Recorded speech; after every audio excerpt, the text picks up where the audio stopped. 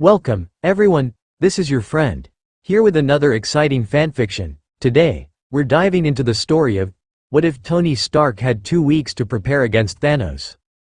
If you enjoy this video, don't forget to hit that like button and subscribe for more fanfiction content just like this.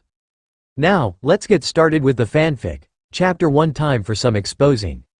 May 2018, New York, Stark Tower. There was a flash of light as Tony, Pepper and Rhodes all appeared together, looking around. Tony looked at the clock.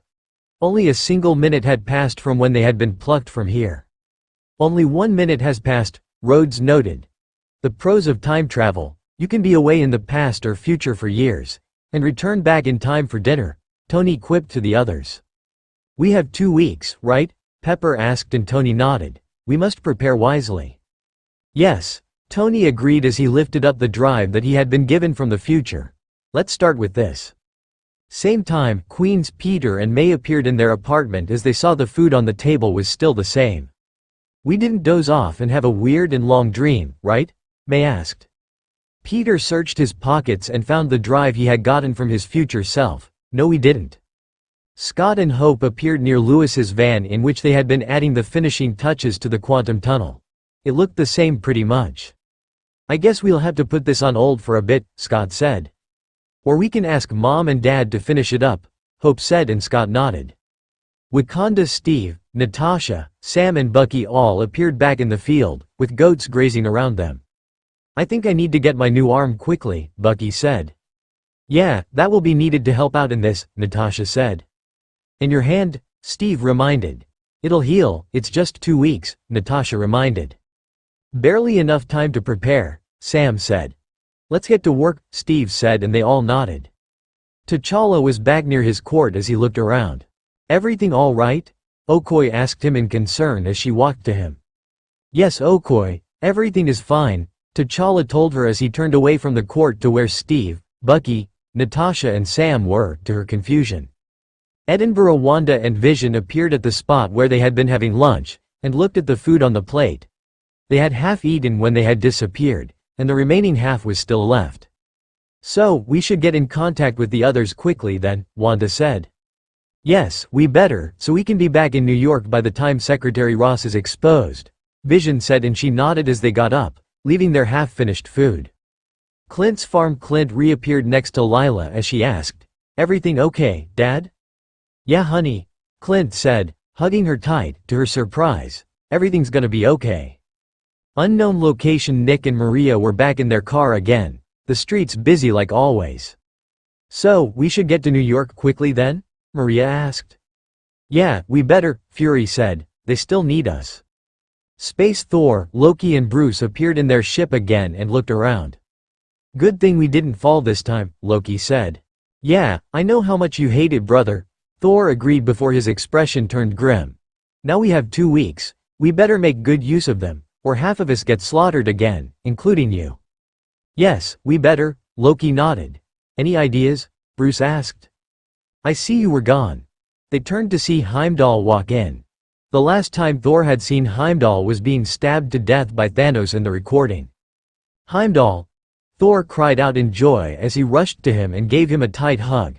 Heimdall was caught off guard but returned it. If he hadn't been Asgardian, the hug would have been bone-crushing and made him breathless. They parted as Loki asked, You knew we were gone? Yes, for 1 full minute, Heimdall said, and I know something happened. I think we should tell him, he can help, Bruce said. Right you are, Bruce, Thor agreed before turning to Heimdall. So, we were taken to the future. 1 day later, Joint Counter-Terrorist Center. Everett Ross was working, writing something in a file when he felt someone come up to him, and looked up to see Tony standing there. Mr. Stark, wasn't expecting you. You have an appointment? Everett asked. I do actually, Tony said, made one yesterday. If you're here for any funding programs for this place, unneeded, we do just fine on our own, Everett said. No, it's not that, Tony said as he held up the drive and put it on the table. Open it, and read it all. You're going to find many interesting things in there, and you'll have the highlight of your career with this. Oh really? Everett asked and Tony nodded, so he picked up the drive and looked at it. In that case, let's see. Chapter 2. Everyone assembles again. Thaddeus, Thunderbolt, Ross was in a meeting with some other politicians as he was saying. So I think that makes it clear, duh. Then they heard slow clapping and turned to see Everett standing there, a smirk on his face. Mr. Ross. Ross greeted Everett. Mr. Ross. Everett greeted back with a smile. So, fooling these people into thinking you are a great man who wants what's best for everyone in the world, right? I have no idea what you're talking about, Ross said as he walked to him till their faces were inches apart. And mind your tone with me, Agent. Sure I will, Counselor, Everett smirked. I will use a neutral tone with you, like I use with every criminal. Ross's eyes widened as he snarled. What are you talking about? Two more agents entered behind Everett as he said. Secretary Ross, you are under arrest for illegal experimentation, endangerment of civilians, illegal crossing of borders, illegal construction, and misleading people on a global level. The agents started cuffing Ross as he said, "This is ridiculous. I didn't do anything. This is a trick against me." The information we found suggests otherwise, Everett smirked as his agents led Ross away. This isn't right. You shall pay for this, Ross screamed as the agents dragged him away. Everett looked at the other politicians and said with a smile, "Have a good day, ladies and gentlemen." With him gone, I am sure your day has gotten a lot better. He then walked out, leaving the others exchanging dumbfounded looks. Later, Stark Tower, Secretary of State Thaddeus Ross was arrested earlier this day by the Joint Counter-Terrorism Center over breaking international laws. A lot of information still hasn't been given out regarding what he has done. But this raises the question what happens to the enforcement of the Sokovia Accords in the US, since he was the handler here. Tony shut off the TV, exchanging looks with Rhodes and Pepper. I wish I was there, would have been awesome to see, Rhodes said.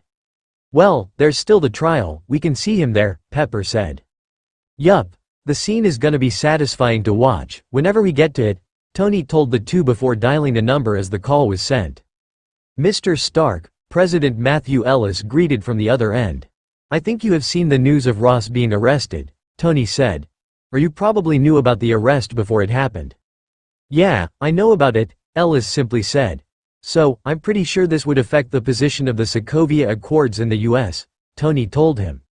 Yes, rather badly. Those are going to get derailed badly, Ellis told him.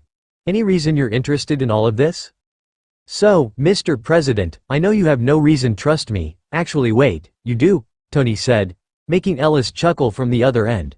So, what I want to say is, there is a threat I have been warned about, and we need all of us to fight it. So the Avengers who broke the Accords need to be pardoned. Will you do that, please? In case you haven't noticed, whatever crime they committed, it was done before the Accords were in force, and none of it happened on US soil, Ellis pointed out. So we have no reason to really stop any of them from coming to the US if they want to come. Do whatever you feel is best, Mr. Stark. Just make sure we do not have any incident like Sokovia or Lagos on our hands. I assure you nothing of that sort is going to happen this time, Tony said. Well then, we have nothing more to talk about, Ellis said before cutting the call as Tony looked at the other two. So, the others are coming? Rhodes asked. Yeah, Tony nodded. Technically, they don't even need a pardon. Pepper jumped in joy before collecting herself, and all three shared happy smiles. Tony then walked to a drawer and pulled it, revealing the phone Steve had given. He picked it up and called as Steve picked up from the other end. Yeah, Tony? I'm guessing you know about Ross's arrest, Tony said. Wakanda? Yeah, we're watching it right now, Steve said as he, Natasha, Bucky, Sam and T'Challa watched the news of Ross's arrest on a TV in Wakanda. New York, Stark Tower. See, I talked to the president and he says you were technically never fugitives from the law in the US because the Accords weren't in force when the thing between us happened due to not being ratified. And whatever you did wasn't on US soil, Tony told Steve. Wakanda? Yeah, I know, we just avoided the US because of Ross, not a fan of that guy, Steve said. New York, Stark Tower, no one with half a brain is a fan of that asshat, Cap, Tony said. Anyway, so how soon are you all coming to New York? Wakanda, in a day, Steve assured. We'll plan stuff, then we shall all go to Wakanda to remove the Mind Stone from Vision's head without killing him. New York, Stark Tower, yeah, we better do that quickly, Tony said. And we have a few new friends to make too. Wakanda. I know just who you were talking about, Steve said with a smirk. Good luck, Tony. We'll meet soon. New York, Stark Tower, likewise Cap, Tony said. See ya soon. With that, he cut the call. Wakanda, I believe I should take a leave for some time, T'Challa said. A few weeks would be appropriate, right? Yes, more than appropriate, Your Highness, Sam said to him. So New York it is first, then back here, Natasha said. Yeah, looks like it, Steve said. Let's start then, Bucky said and all nodded. Your new arm shall be given to you first, T'Challa told Bucky. I would very much like that, thanks a lot, Bucky said. You do not need to thank me, Barnes, T'Challa assured as he got up and walked away to finish any needed formalities. Queen's Peter was preparing his suit as May asked, Peter? Yes, Aunt May. Peter turned to her. Are you sure you want to do this? May asked him. Yes, I need to do this, Peter said. All of us need to do this, if we are to have a better future. May just smiled and walking to him, gave him a hug and a kiss on the forehead. All right then, I won't stop you. Just take care of yourself. I will, Peter assured as he gave her a hug and went back to preparing his suit.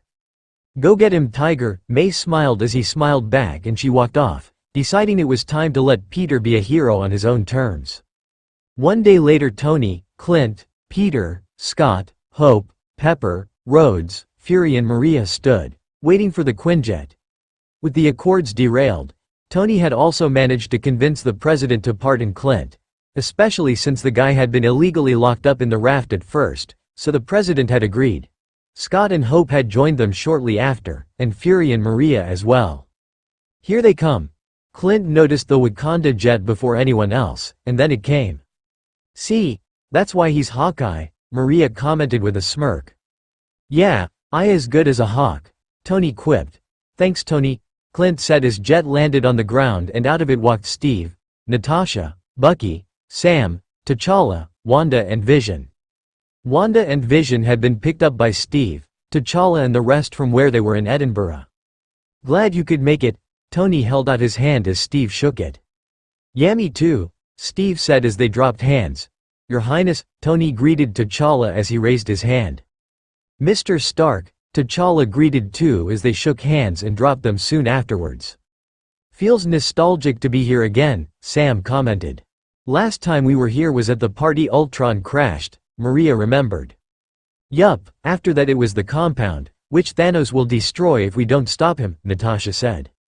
Then what are we waiting for? Bucky said. Yes, come in, Pepper gestured as all of them walked in together, just liking the feeling of camaraderie they were sharing again after so long. But they weren't here for that. What they had to do was much more important, and they were going to make sure they succeeded. Later the group all sat around the table, with Fury just standing in a corner, as those were always his favorite spots. So, first things first, Tony said all, but Thanos has an army. Which means we need one too, Steve said as he looked at the rest, and Thor and Hulk as well. They're doing their own thing in space right now I am sure, Scott commented. Thor has to find the Guardians and Carol, and then make his badass axe. Oh, I can't wait to see it in real life, Peter said. With a proper handle, Hope added. Anyway, now on to important matters, Hill started. So, who are we going to approach? Well, Stephen Strange still lives in New York, Steve pointed out. He's the one we should go to for sure. He will believe us, and he can help us out in getting more reinforcements. I would gladly have the Wakandans fight in this, T'Challa offered bravely. And we appreciate that, Your Highness, Steve said respectfully.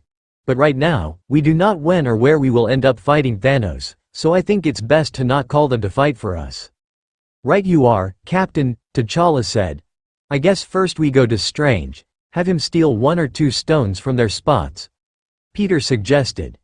Can the Soul Stone be stolen with the yellow sparkly thing he does? I doubt that, Natasha said as all looked at her sadly. The Soul Stone demands a price. There would be contingencies in case someone tries to steal it.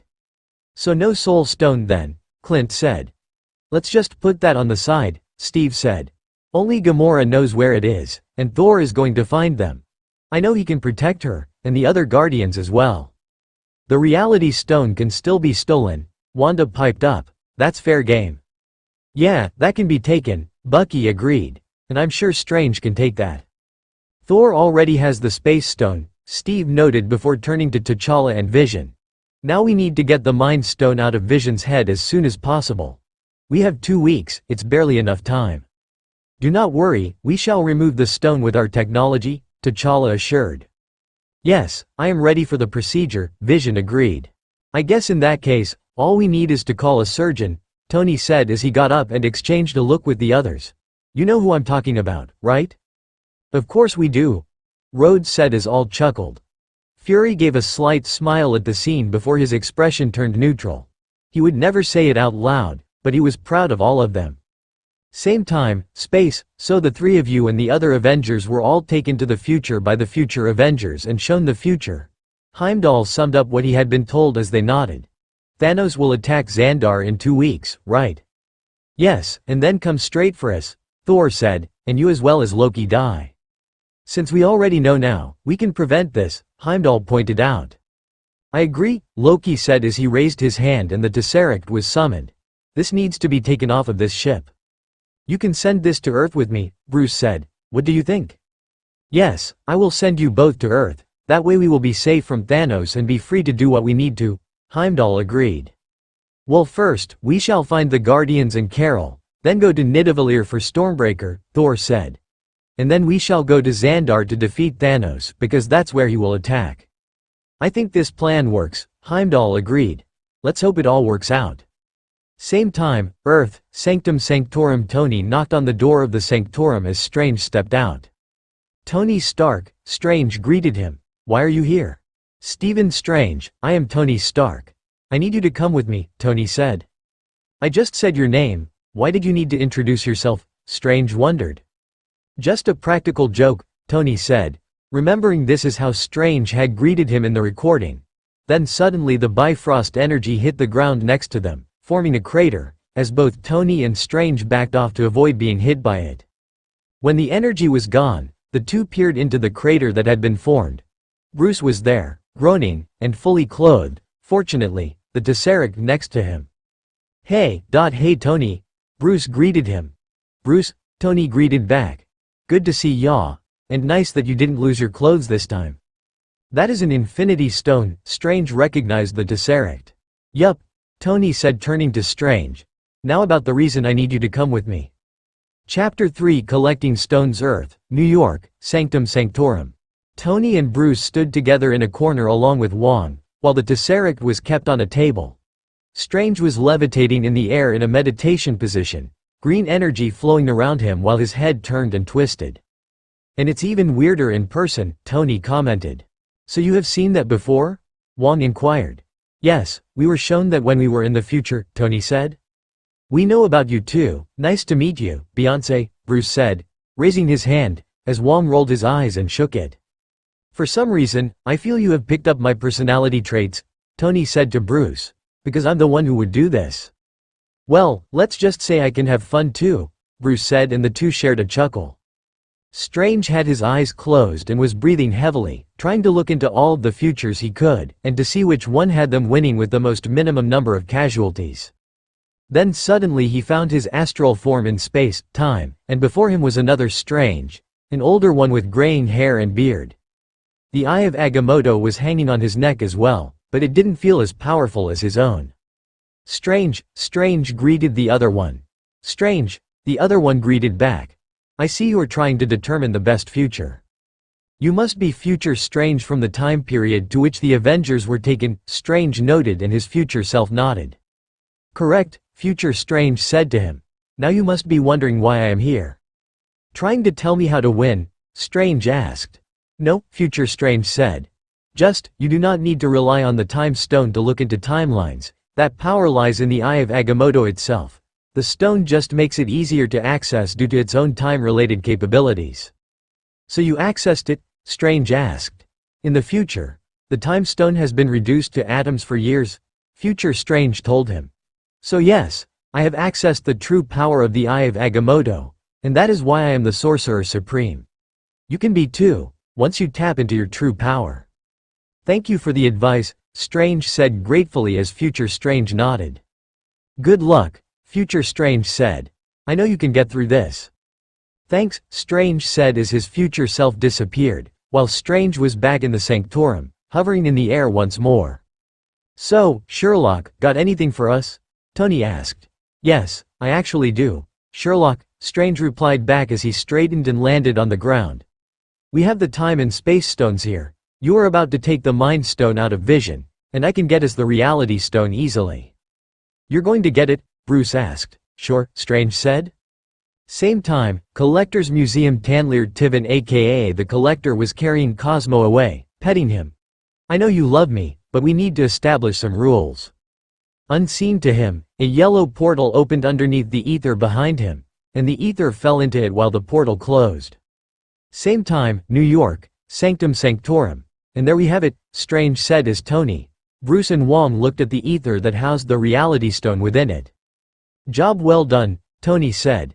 Now come on, we have more work to do, Strange said. He walked to them. Also, Tony said as Strange looked at him. Mordo has been killing sorcerers and absorbing their magic. Thought you should know. Strange and Wong exchanged a sad look, clearly disappointed and heartbroken at what Mordo was up to, before Strange looked at Tony. Thank you for telling us. With that, he opened a portal and said, come on.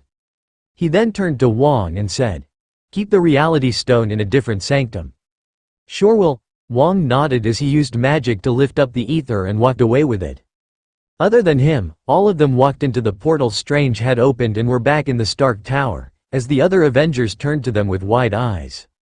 And now I've seen it in person, Peter said cheerfully. It looks cool, Wanda agreed. So we have jobs to do, and I am here to help you out with them, Strange said before opening a portal. That leads to Wakanda. King T'Challa, take Vision there with you, and get the procedure started immediately.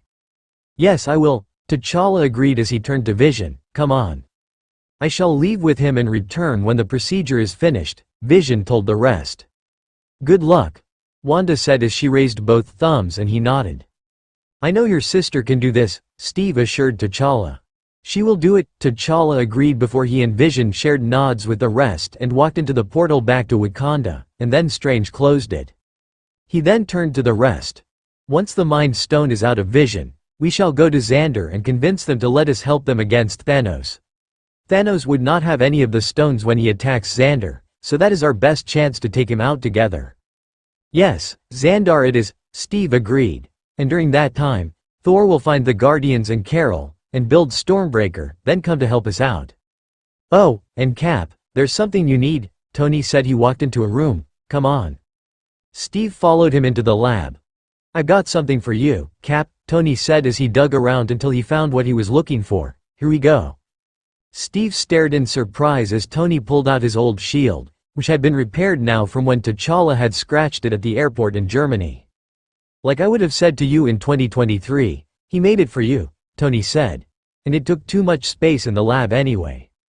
Steve took it gratefully with appreciation shining in his eyes as he looked at Tony. Thank you, Tony. No problem, Cap, Tony said, and that was when Strange walked into the room. Dude, I don't have one for you, Tony said. I don't need one, Strange shrugged before turning to Steve.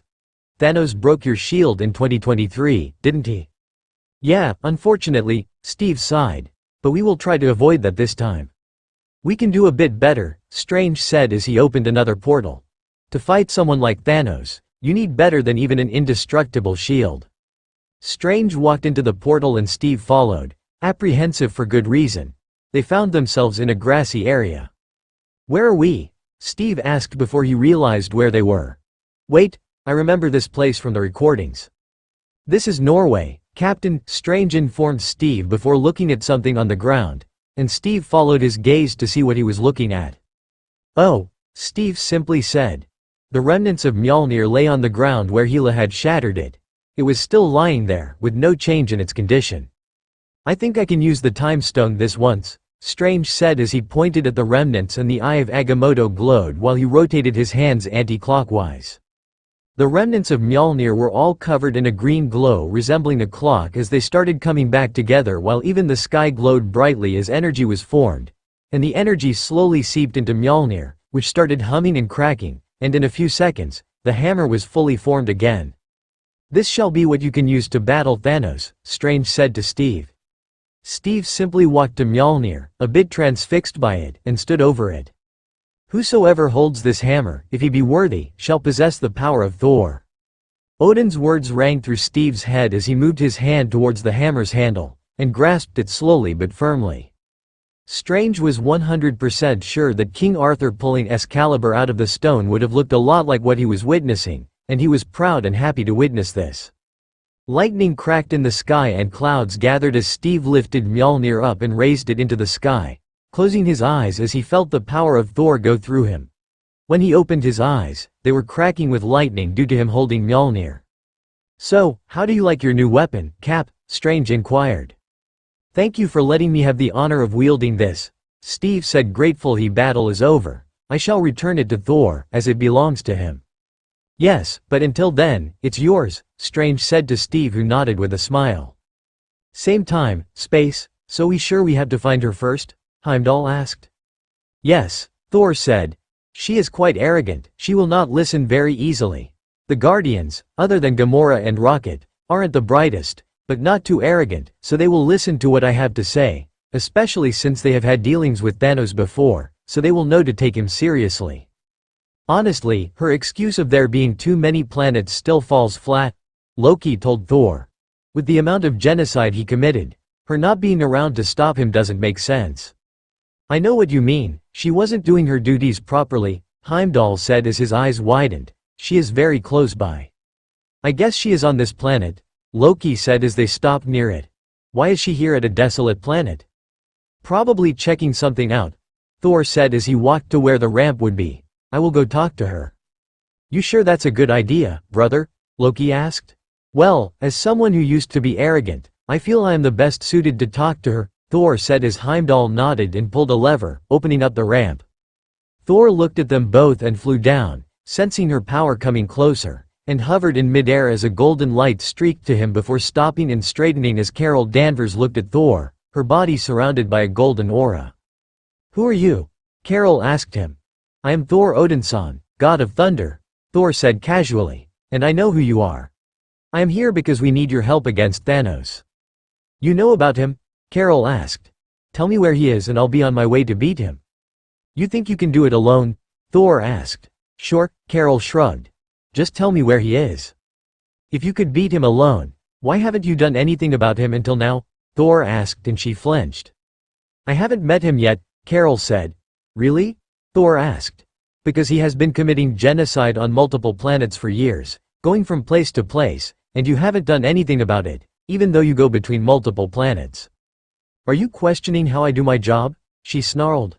"I think I am," Thor shrugged casually. Next moment, he was punched on the face hard at high speed as he crashed on the planet, forming a crater where he fell. He chuckled at what had happened as Carol streaked down at him, but he rolled away to avoid the attack at the last moment as Carol slid while he got up. She fired her beams, but Thor fired his lightning, both grunting as they tried to overpower each other, but Thor's lightning overpowered her beams, and she was hit, being sent back by a few feet. Before she could recover, Thor rushed her and punched her hard on the face, sending her back again as she crashed on the ground once more. She groaned and got up as she looked at Thor, who was still smirking. She then rushed him at full speed again, managing to punch him away, and was upon him, punching him multiple times. Thor then put his hand in the way, blocking a punch, and moved her hand away before giving her a hard headbutt that sent her flying off and crashing back to the ground. Before she could get up again, Thor had his foot on her, pinning her down. "You still think you are the biggest thing around?" Thor asked. "I used to think the same, then I realized the hard way that I really wasn't. You want to defeat Thanos, work with me and my friends. We know things about him, and what moves he is going to make, you don't know. The arrogance is only going to get you killed if you meet someone more powerful than you who is not a good person." Carol seemed to consider as Thor gave her a hand, and after some hesitation, she accepted as he took his foot off of her and she stood up. "Never been beaten in a fight before," Carol said.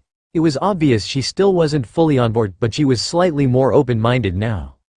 "First time for everything," Thor told her. "We still need your help after all, in the big fight. But we need to meet more people first." Chapter 4 Bunch of Jackasses. Earth. Wakanda. Vision lay on the table as Shuri worked on him, her machinery scanning the Mind Stone while she started working on getting it out of his head. "How are we doing, sister?" T'Challa asked. "It is going to take a few hours," Shuri said, "but we should get it out." "I think right now, we can spare a few hours," King T'Challa, Vision said. "Right you are, Vision," T'Challa said with a nod before walking off. "Same time, space, so we are supposed to find a team of people?" Carol asked Thor. "Yeah, they're a team that flies around in space and does good and bad stuff," Thor said. "They have had dealings with Thanos before. They will help us out if I and Loki talk to the best of our abilities." "Yes, and my best is much better than yours," Loki reminded with a smirk. "Well, I have improved recently, so don't count on it," Thor said back. "I think we are close now," Heimdall said as the ship sped forwards before finally stopping before another ship, the Benatar. Thor walked off to the communication room and communicated. "This is the Statesman. We are carrying Asgardians and some other species." A voice which Thor and Loki instantly recognized as Rocket spoke back. "Any of you have spare parts?" "We don't need spare parts," Quill's voice spoke back. "We do," Rocket said. "No we don't," Quill said back. "We are here for a peaceful and important conversation," Thor said gently, not wanting to make these people suspicious of him or anything, since that would suck a lot. "Can we talk, please?" There was some more arguing. "Let's call them, kill them, and take their stuff." "Oh come on, Rocket, not everything has to be about money." "Well, a little bit, but not." "Let's do it, but they want to talk." "Okay, we will talk, then take their stuff." Then Gamora's voice spoke up. "We will talk with you, don't worry, ignore these two." Finally, Loki said in relief. "I was beginning to think you would have to show off your lightning," Heimdall said to Thor as everyone in the ship chuckled at his joke. "Let's talk with them then," Carol said and all nodded. Few minutes later, the Benatar Thor, Loki and Carol stood face to face with the Guardians of the Galaxy Peter Quill, Gamora, Rocket Raccoon, Teenage Groot, Drax and Mantis. Groot was into his video games still, so he wasn't going to be part of the talking. "So tell me, dude, what do you want to talk to us about?" Quill asked Thor. "He is not a dude, Quill, you are a dude," Drax said as Quill turned to him. "He is a handsome, muscular man." Thor and Loki exchanged amused looks at the familiar argument as Quill argued, "I'm muscular." "You are one sandwich away from fat," Rocket told him. "You have gained a little weight," Drax said in agreement before turning to Thor. "He looks like a pirate had a baby with an angel." Thor groaned while Loki and Carol both chuckled and Quill said, "Okay, I'm gonna commit, and get some dumbbells." "You can't eat one of those," Rocket said. "Okay, guys," Carol called out as they all turned to her. "Important conversation, remember?" "We're having one too," Quill said. "This one is more important," Loki said, "because it involves Thanos." And with that, the three of them had the undivided attention of the Guardians of the Galaxy, or as Rocket called them, bunch of jackasses. Later, the entire time I knew Thanos, he only ever had one goal: to bring balance to the universe by wiping out half of all life. He used to kill people planet by planet, massacre by massacre, Gamora told everyone. Drax added, "Including my own." Gamora then said, "If he gets all 6 Infinity Stones, he can do it with the snap of his fingers." She snapped her fingers to emphasize her point, like this. "And you say you know what he's up to?" Quill said just to be sure. "We do, we have some sources," Thor simply said. "I do too," Carol added to help him out. "So, the Time Stone, Mind Stone, Reality Stone and Space Stone are safe with the Avengers right now," Thor said. "The Avengers? Never heard of him," Quill said. "We are Earth's mightiest heroes," Thor simply shrugged. "What, like Kevin Bacon?" Mantis asked. "No, Kevin Bacon isn't among us," Thor said with a chuckle. "So, where do you think he should go next?" Gamora asked. "Xandar, as the Power Stone is there," Loki said before looking around, trying not to make eye contact with Gamora. "And no one knows where the Soul Stone is." Thor noted Gamora's expression but didn't make any comment on it. Carol, however, did. "Why are you making that face?" Carol asked as Gamora looked at her. "Do you know where it is?" Gamora started. Tell us," Carol snapped. "Carol," Thor held her by the arm as she looked at him. That was not so courteous. "This is why you should not do the talking," Loki said to her. making her sigh and move back as he turned to Gamora. "So, do you know where it is?" "Tell us, Gamora, please, we need to know," Quill said. Gamora looked between the ground and them all, and finally made a decision as she looked at them all. "I do." "For how long?" Quill asked. "Quite some time," Gamora said. "I found a map that told the location of the Soul Stone, and I burned it to ash, so Thanos can never know. Unfortunately, there is something else we found out," Thor said as the Guardians looked at them. "Thanos captured Nebula, and is currently torturing her." The eyes of the Guardians were wide in horror as Gamora said, "We have to save her." "And risk facing Thanos," Loki pointed out. "He is powerful even without the stones on him." "So what do we do?" Gamora asked, clearly concerned. "The stone Thanos is going to come for is the Power Stone in some time," Thor explained, "and that would be on Xandar." "So we should do there?" Drax asked. Looking to the Guardians and Carol, Thor said, "You all should go to Xandar as soon as possible. The Avengers would be coming there as well pretty soon." "We can help them out," Quill agreed. "Plus, we're on good terms with those guys anyway, as good as we can be, that is." "You sure you want me to go with them?" Carol asked. "Yes, I am sure," Thor said. "Where are you going then?" Rocket asked. "I am going to a place where I can get a weapon," Thor said. "What kind of weapon are we talking about here?" Quill asked. "The Thanos killing kind," Thor shrugged. "Shouldn't all of us have one of those?" Quill inquired. "You all lack the strength to wield it. Your bodies would crumble as your minds collapse," Thor said, enjoying the looks on their faces. "So, I shall go with them then," Carol said, and he nodded. "What about my sister?" Gamora asked. "By the time Thanos moves to Xandar, my weapon shall be complete," Thor explained. "It can transport me anywhere I want. Thanos will leave Nebula behind in the ship when he attacks, so when he is gone I will use my weapon to save her, and then we will be joining the fight at Xandar." "Okay, that makes sense," Gamora sighed. "Please save her." "I will," Thor assured. "Good luck," Carol said. "You too," Thor told her as he and Loki walked off together while Carol stayed with the Guardians. "I did more talking than you," Thor told Loki, who groaned and rolled his eyes as Thor chuckled. Later, Statesman, "So where to now?" Valkyrie asked Thor. "Nidavellir would be it," Thor told her. "Let's go there." "Sure thing, bro," Korg said as Meek grunted, and they drove there. Earth, Wakanda Vision's eyes opened as he felt lighter, and realized there was no mind stone in his forehead now. He got up and noticed Shuri had it in the grip of some kind of machine. "It is out of me," Vision simply said. "How do you feel?" Shuri asked. "Lighter and less powerful," Vision said, "but better." "Good to know, Vision," T'Challa said as he walked in. "I think it is time for us to join the rest now." Same time, New York, Stark Tower. "So kid," Tony said as he led Peter to his lab. "I know you want to do your own thing, but for this fight, you should have this." And then he opened a compartment, revealing the Iron Spider suit, and its very sight itself. "Whoa! That is even more awesome to look at in person." "I know, right?" Tony asked. "I will take it for the fight, but that's it," Peter said. "I get it, kid. I get it," Tony assured him as he tapped his shoulder and walked out to see Strange having his hand on Natasha's broken one as energy glowed from him. Then suddenly, Natasha's hand was healed, to her amazement. "Wow, thanks, that seems handy." "It is," Strange said. "Thanks," Bucky thanked him as he nodded and walked off. "Sorry about the hand again," Bucky apologized. "Ah, it's all right. Such stuff happens," Natasha assured him as they shared a kiss while Tony walked to Steve.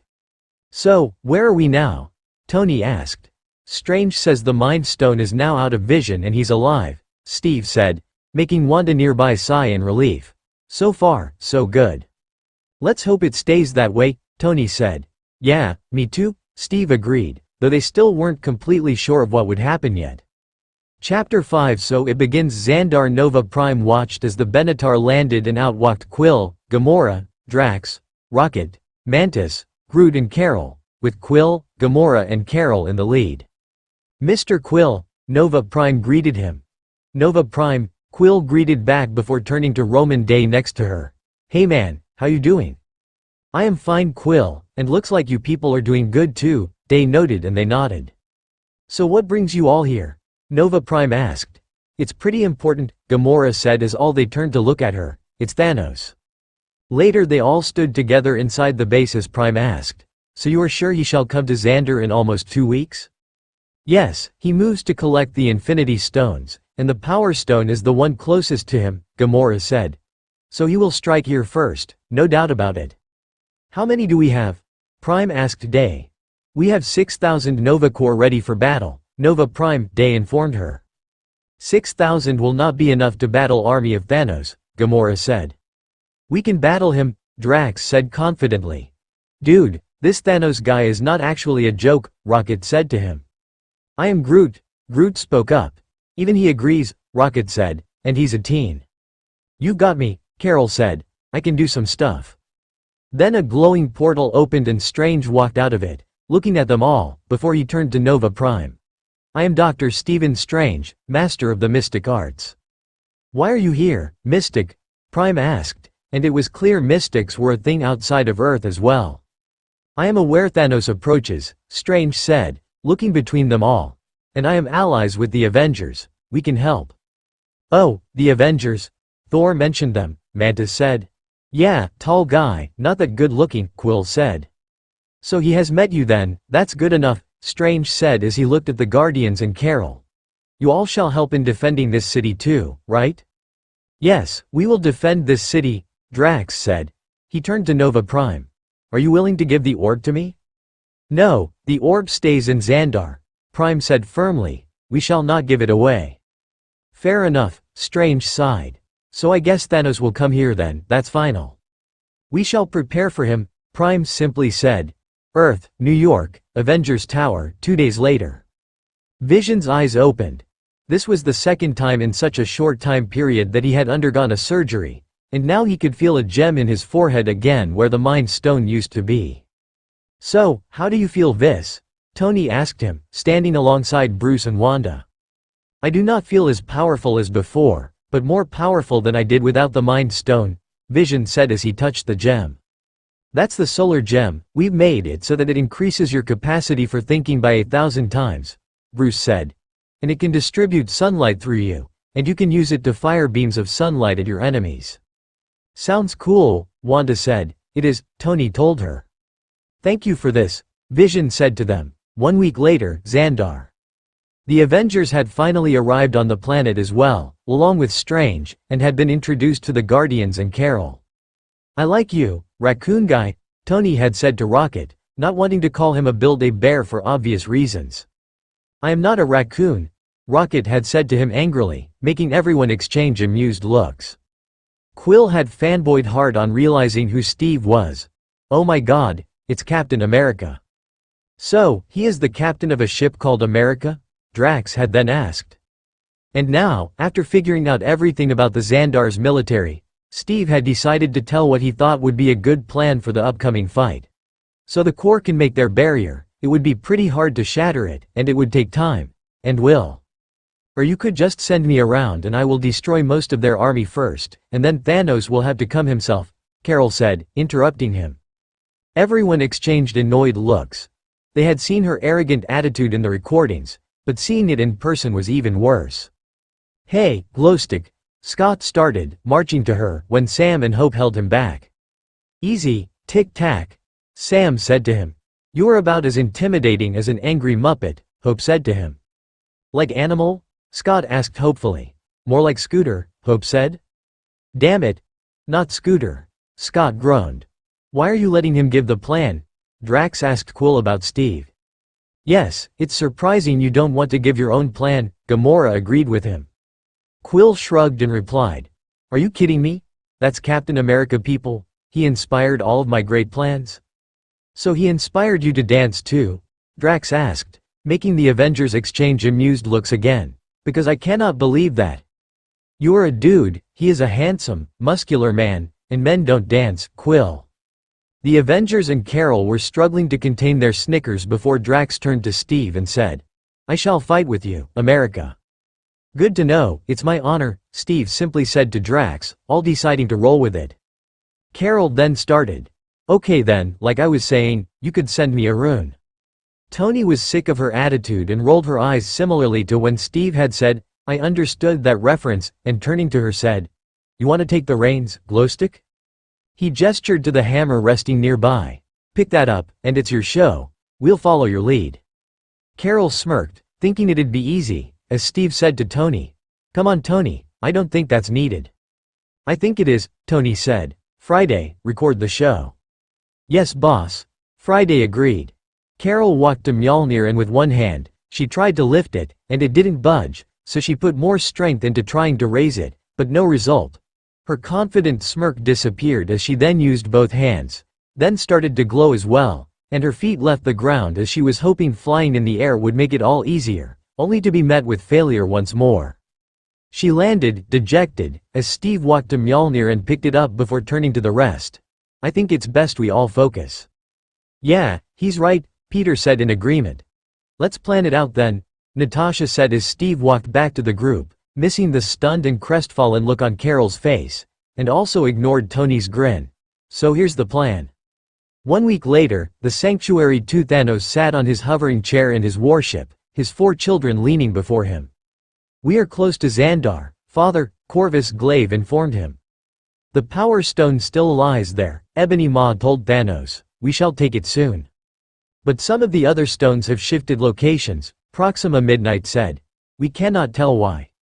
Thanos simply looked at his infinity gauntlet. All of the slots were empty currently. "No matter where the stones are, I will find them all, and erase half of all life with a snap of my fingers. After all, I am inevitable." "Same time, Xandar." "All right, so we have a plan," Steve said to everyone. "We shall face 3 armies: Sakarans, Outriders and the Chitauri. We have 1 shot. The Chitauri won't be too hard, the Outriders are strong, we must be cautious, and the Sakarans have powerful weapons of war. We must stay on the same page, and stick to the strategy. So all of you know what to do. We have 1 shot, so no mistakes or do-overs now. Our job is to minimize casualties and hold them off till Thor arrives, and prevent anyone from reaching the orb. Be careful. Look out for each other. This is the fight of our lives. And we're going to win." He looked to all those who had time-traveled with him as they exchanged knowing looks. "Whatever it takes." "Good luck," Steve then said to everyone. "He's pretty good at that," Rocket said. "I know, right?" Scott said. "He's Captain America, what do you expect?" Quill asked. That was when an alarm beeped all over the planet. "Enemy ships incoming. The Sanctuary II has entered Xandar's atmosphere." The people of the planet had already been evacuated in the week before Thanos' coming, so all of them were safe from whatever next. No matter who won, the damage was going to be terrible. But the Avengers had come here to win, and victory they would achieve. Same time, the Sanctuary II Nebula was suspended in midair as Thanos said to her, "My plan to snap away half of all life begins today, and you will do good to watch, beloved daughter." Nebula said nothing as Thanos patted her head and walked away as he gave his orders. "Beam down the Sakarans and Outriders." In the middle of the city, the Avengers stood together, looking up at the Sanctuary II covering the sky as Tony said. "And there it is, after all of this time. This is the last time we see it, I hope," Natasha told him. "We will," Steve assured as they saw the Sanctuary II launch a beam downwards, and then several Outriders and Sakarans were on the ground, the latter even moving some war machines to battle. "Wait," Steve said. "All Nova Corps, interlock and form a blockade, do not let anyone pass through," Nova Prime ordered. The Nova Star blasters all started coming together, connecting and locking in with each other as the yellow barrier all the Avengers and Guardians had seen before in different ways was formed. The Sakarans and Outriders rushed it, but the Sakarans failed, while the Outriders managed to get through some of it due to their strength, but the effort was enough to kill them. "Hulk and Flyers attack now," Steve ordered, and with that, Bruce took off his glasses with a smirk. "Time for these people to see a party trick." He then transformed into Hulk, now looking a lot like he used to back in 2008, and he let out a loud roar of anger and wrath, before leaping away while Tony, Rhodes, Sam, Vision and Carol flew up into the air at full speed too. As the Sakarans and Outriders struggled against the barrier, Hulk leapt in their midst, causing a shockwave as many were crushed underneath him, and then he struck them with his arms, sending all of them flying here and there, and also kicked a few of them away before raising his hands. Hulk, smash. And then he brought his fists onto the ground, breaking it while there was another shockwave as many more Sakarans and Outriders were taken out. Some of the Outriders leapt at him, climbing him from all directions as they tried to pin him down, but he was too strong as he just kept throwing them all away. Incoming, Tony quipped as he fired 2 repulsors, destroying the war machines of the Sakarans, and then fired a laser, cutting some Outriders into 2, though their upper halves still roared and grunted. Rhodes took out his shoulder machine gun and fired at some more of the enemies, taking them down too, while Carol flew high in the air, firing her blasts of energy at some more enemies being beamed down to prevent the ones on the ground from being reinforced. Sam too fired his guns at the enemies on the ground, while Vision charged his solar gem from the sun's energy, getting a good amount of energy in the gem, and fired a powerful yellow beam, decimating most of the ground forces. Then the Benatar flew in, firing at the Sanctuary 2 directly and then maneuvering in the air to avoid being blasted by it, while Quill boasted, "Dude, I am the best ship captain ever, don't try anything." "Focus, Quill," Gamora snapped. "Yeah, like how to get some equipment from their ship," Rocket added. "I am Groot," Groot agreed. Drax just laughed hysterically and Mantis, now knowing what to do, joined him in laughing. The Sanctuary 2 continued firing at their ship, as well as Carol, making them dodge and weave, and used the opportunity to beam another huge group of Sakarans and Outriders to the ground, the latter rushing at the barrier while the former dragged their war machines. Steve raised and then twirled Mjolnir as dark clouds gathered in the sky, and he slammed the ground with the legendary hammer, bringing down a powerful bolt of lightning as many more of the Outriders and Sakarans got hit, dying painful or getting badly injured while their machines of war were destroyed. "Remember an old trick, buddy?" Bruce asked Hulk from within. Hulk did a powerful thunderclap, destroying any remainder of the ground forces as Tony said, "You should do that more often." Hulk said before saying in Bruce's voice, "I reminded him of it, now we'll remember to do it." "So it begins," Nova Prime simply said inside of the base. "Send out the Chitauri," Thanos now ordered. "Yes, Father," Ma said with a bow as he walked off. "The Avengers and the Guardians," Thanos snarled.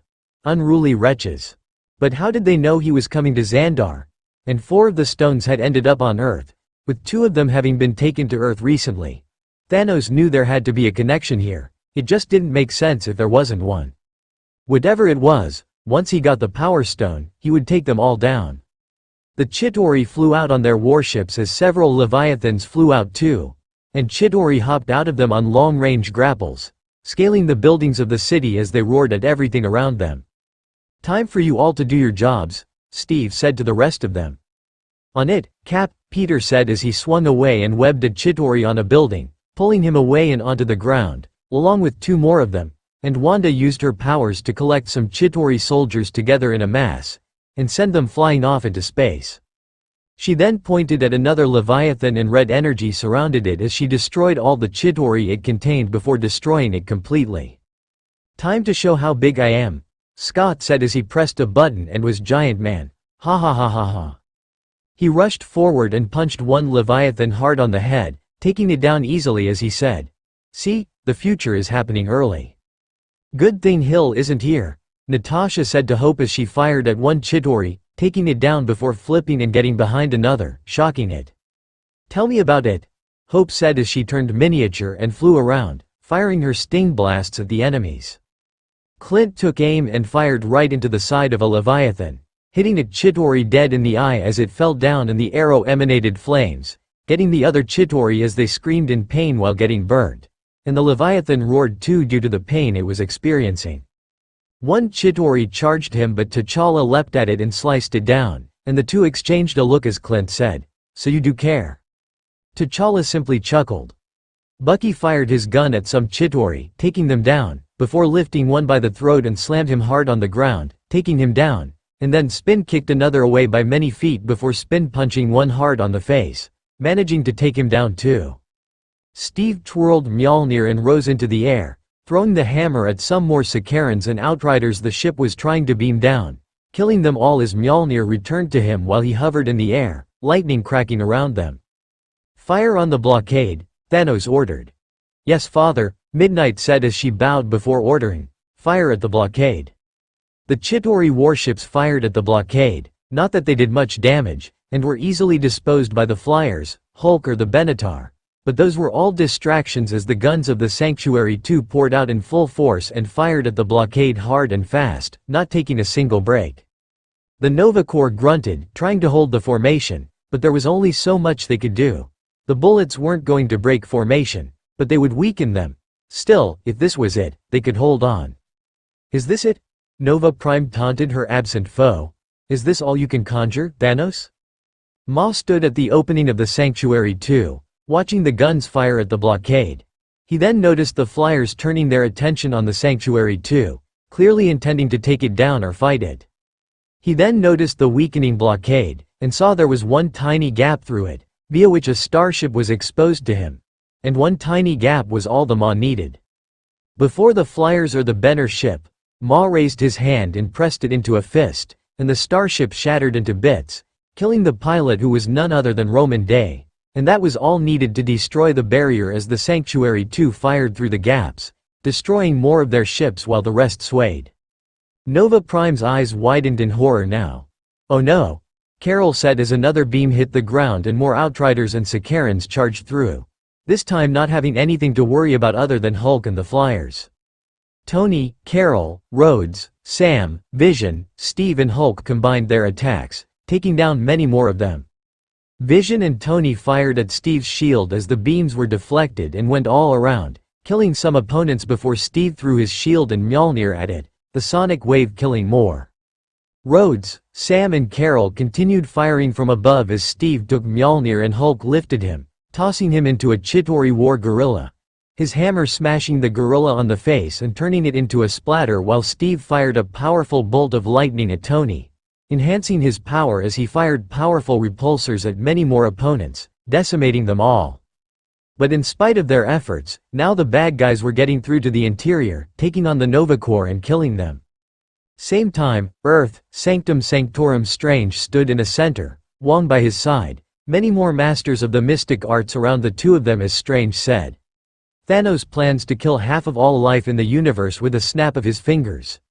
It will take us alongside the Avengers to stop him. If we don't, the consequences will be drastic. I implore to you all, not as masters of the mystic arts, but as humans who live in this universe, to join me and Wong in stopping Thanos, please.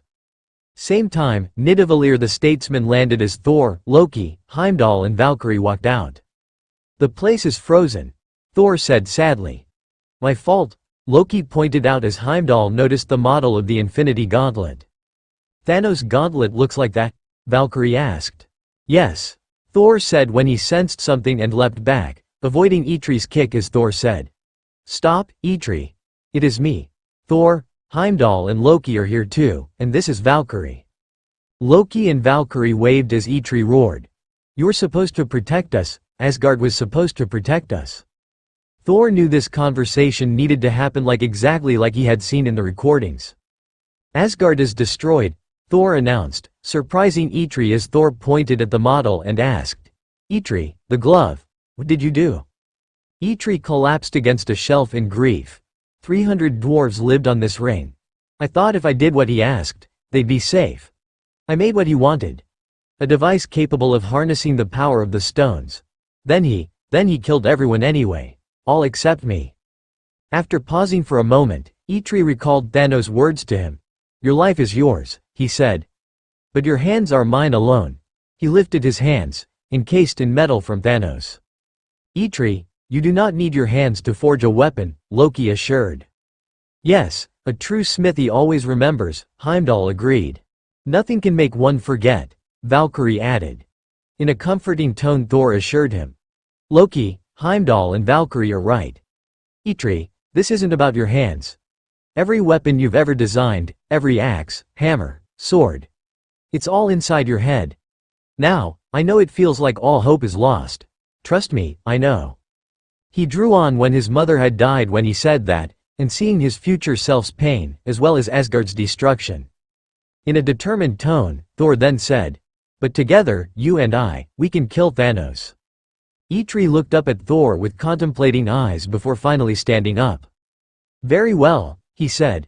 Come with me. Chapter 6 Bring me Thanos. With the barrier formed by the Nova starships now gone, the fighting wasn't a strategized military operation from either side anymore. It was completely chaotic now, with anyone anywhere.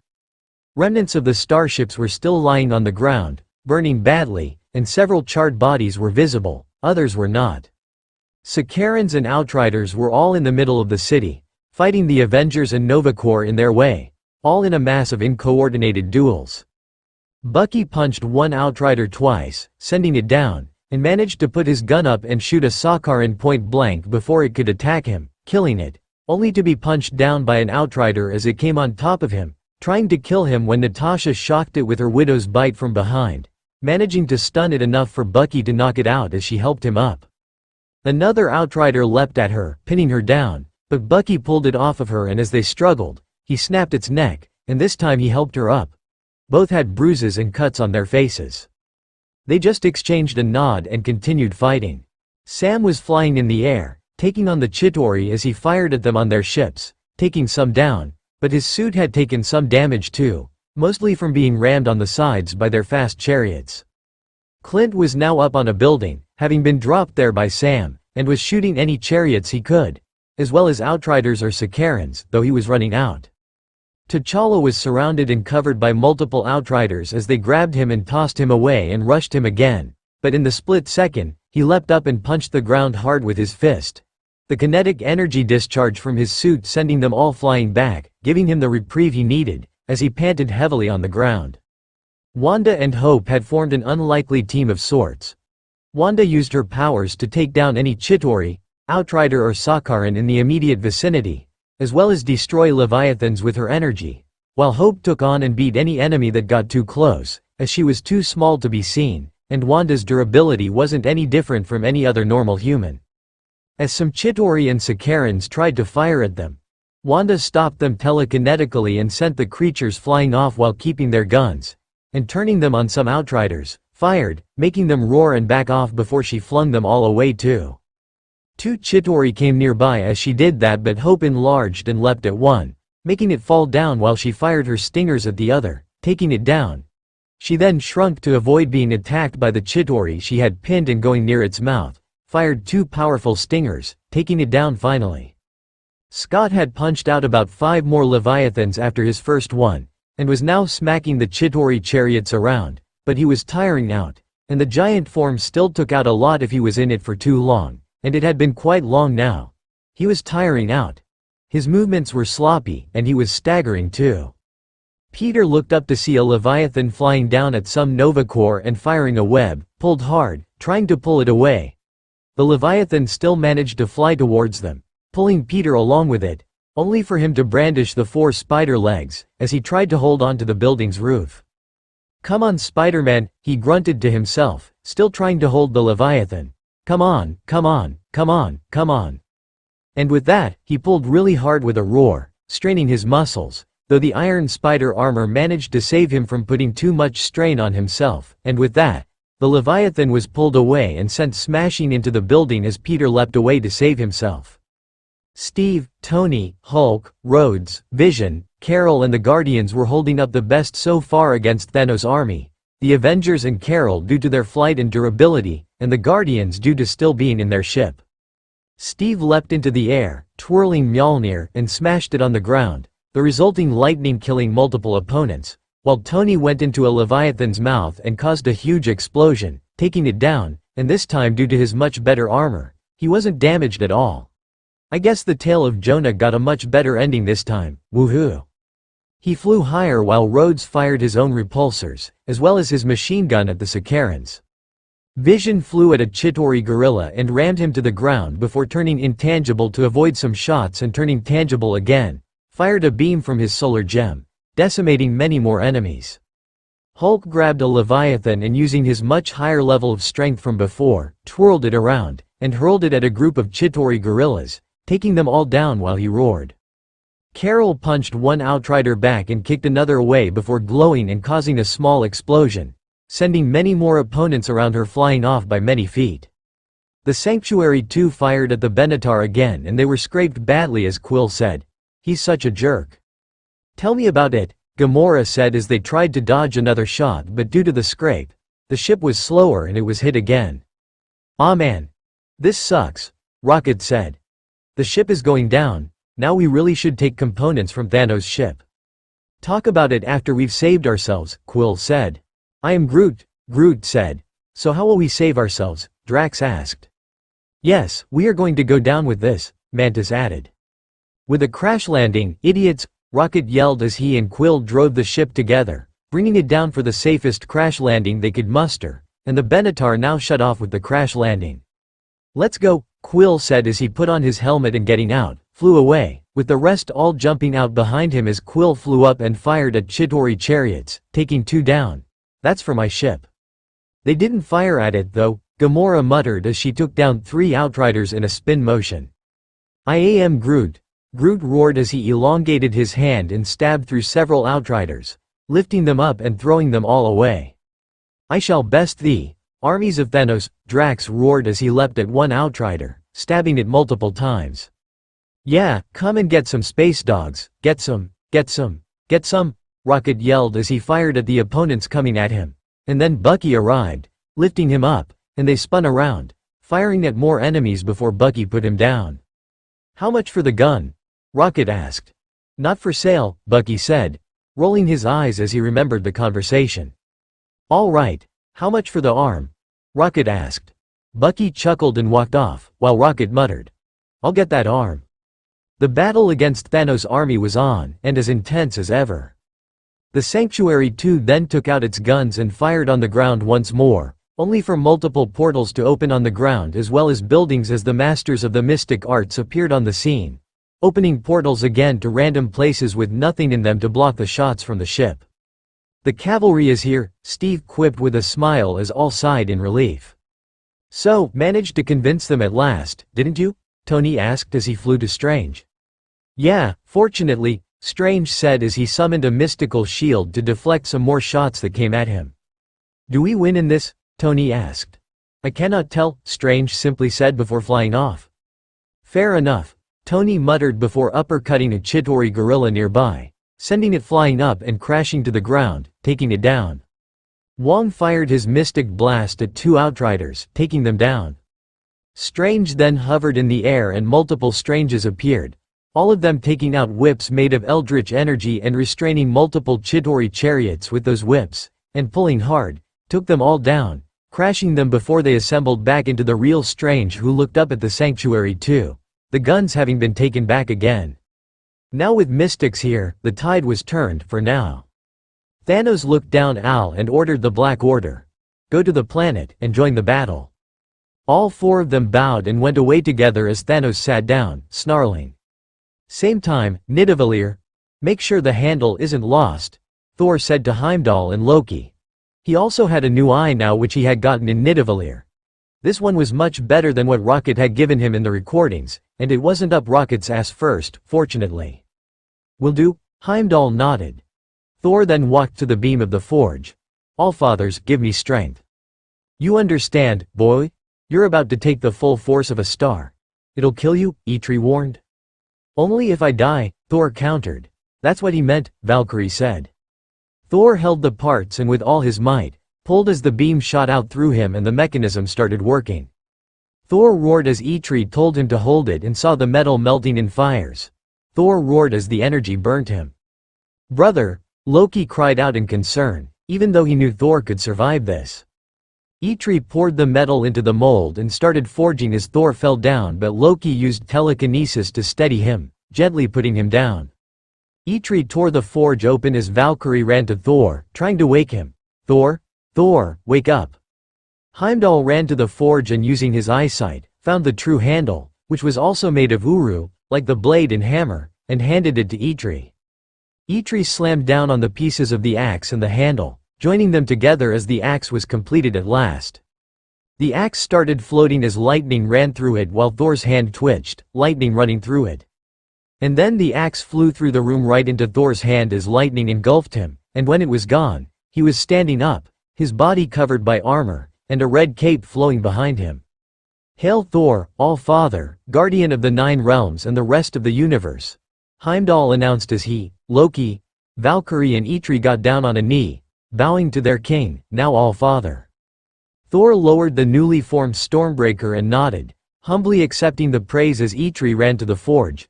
Come Loki, there is some more. Loki ran after him as Eitri slammed down again, forming a big trident, about the same size as Loki's old scepter, and it was formed too, also made of Uru.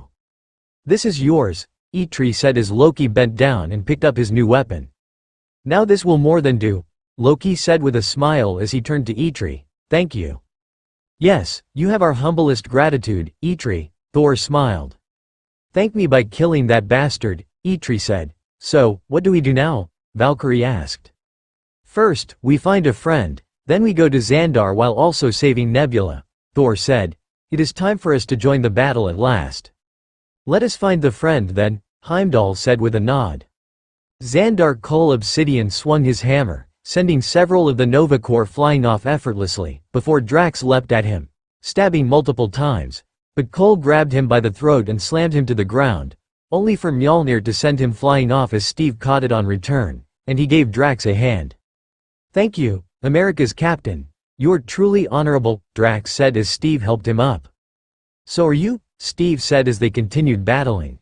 Scott was tired out now, and falling to his knees, he shrunk to normal size, lying on the ground. Oh god no. Proxima came over him and was about to stab him. No, Hope yelled as she leapt at Midnight, enlarging to normal size, but Midnight managed to toss her to the other side with her three-pronged spear, sending her to the ground as she groaned in pain. Midnight raised the spear over her but a blast from Wanda sent her flying off while Wanda gave Hope a hand, helping her up, and they knelt near Scott, trying to help him. Glaive struck down two core and struck T'Challa next but he leapt back to avoid before flip-kicking Glaive, staggering him. But Glaive ducked to avoid a punch and sliced T'Challa's abdomen, his weapon going through the vibranium as T'Challa grunted, but then Peter swung, kicking Glaive away. You okay, Your Highness? Thank you, Peter, T'Challa thanked him. Vision was about to fire his solar gem again when he screamed in pain, Ma telekinetically holding him. You seem formidable, but your powers are below mine. Ma changed his density, about to crash him through the ground, when Strange turned his hands and mystical ropes came out of the ground, binding Ma who grunted while Vision staggered. Ma used his own magical powers to free himself and flew off. The heroes looked around. The fighting was rather even now, and many core and mystics had died, while Thanos' army seemed endless in comparison. They were slowly being surrounded, and it looked like there was no means of escape. Then suddenly a light breeze started blowing in the area, before it picked up pace, turning into a strong wind, almost storm-like. What's happening? Peter wondered as he swung next to Steve. Is it the end of the world? I'm freaking out. Why aren't you freaking out? Because I can hear it, Steve said. Hear what? Peter asked. Steve said one word. Thunder. And then, in that moment, a beam of light shot down from the heavens, incinerating all the Outriders, Sakarans and Chitauri standing there, and it also hit a back portion of the sanctuary too, incinerating it as well. Stormbreaker flew out of the Bifrost, flying and twirling in the air as lightning ran through it. It killed several scores of Outriders, Sakarans and Chitauri, including the ones that were upon the heroes. It flew back towards the Bifrost which dissipated as Thor caught it in his hand on return, with Loki, Heimdall, Valkyrie, Sif, Korg, Meek and a confused Nebula standing with him. What happened? Nebula wondered. We saved you, Loki simply said. The back portion of the ship was where Nebula had been kept, and by having the Bifrost go through there, Thor had made sure to rescue her. All watched in relief as Hulk said in Bruce's voice, "You guys are so screwed now. Bring me Thanos." Thor roared as lightning surged through him while Cole and Midnight watched in fear. Thor charged and leapt up. Stormbreaker raised as lightning emanated from him and the now darkened skies. He then brought Stormbreaker down on the ground, with the exploding lightning killing more than 100 Outriders, Sakarans and Chitauri as the ground they were on became a smoldering crater. As some other opponents fired, Loki twirled his new trident and the bullets turned to water while he smacked the ground and they were sent flying off by a powerful telekinetic blast. Valkyrie swiftly cut down 5 of them while Sif leapt into the air and stabbed through 2 Outriders before ripping her sword out and chopping off the heads of 2 Sakarans. Korg fired his laser gun with a roar as Meek swung around with the blades, and Heimdall too swung his sword around, killing more of them. Nebula was suddenly tossed a sword and caught it as Gamora ran next to her and gave her a hug, surprising Nebula, but she still returned it. As they parted, Gamora said, "Are you good to fight?" "I am," Nebula said, and with that, both sisters attacked together. Thanos looked down at the battle angrily, while his ship shook slightly due to the damage a portion of it had taken from being hit by Thor's Bifrost, and unknowingly echoing something Loki had said 6 years ago, gave his order. "Send the rest." As the battle continued, multiple more of the Chitauri, Leviathans, Chitauri gorillas, Outriders and Sakarans arrived, and their numbers were larger than ever. Thor flew up into the air and with a roar, slammed his axe down in the middle, the lightning explosion sending many of them flying off as he started slicing and dicing, and Steve, Tony and Carol flew to him. As Thor sliced one, Steve struck another with Mjolnir, sending it flying off, and then Thor noticed Steve was carrying it, making his eyes widen in shock and happiness. "Oh, Mjolnir. It is repaired. How did this happen?" "Its pieces were still lying where Hela broke it and gave it to me," Steve said. "You are worthy of it, so you should wield it in this fight," Thor said. "Thank you, Thor," Steve said humbly as they turned to the fight again. "You came right on time, Point Break," Tony told him, "but then again, you are the god of entrances." They all chuckled at that as Carol said, "The ship is troubling us." "I know," Thor said as the guns of the Sanctuary 2 were pointed at them again. Before it could fire, Thor let out a loud and mighty roar and flew up into the air, lightning cracking around him in the now darkened skies, and he smashed through the ship, shattering a huge portion of it while he managed to find himself in the center of it, right in front of Thanos' chair. Thanos looked at him calmly and said, "Thor Odinson, you may think you can fight and defeat me and my army, but you cannot stop what is coming. There are many actors in this grand drama, and I, Thanos, appear to be the only participant with a full grasp on the situation. I suggest you grasp something right now," Thor said, and let out a roar as lightning emanated from him and his axe as well as the sky, and hit the ship from all directions, making Thanos roar in pain as he was hit too, and the ship was destroyed, crashing down to the ground while everyone else watched.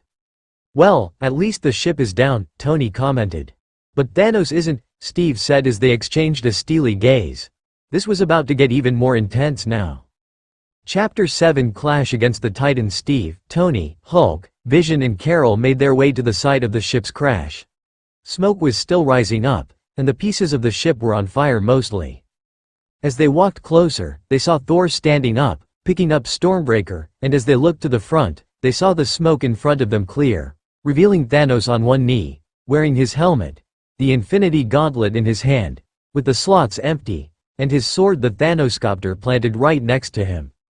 Thanos looked up at the Avengers and said, "My home was beautiful.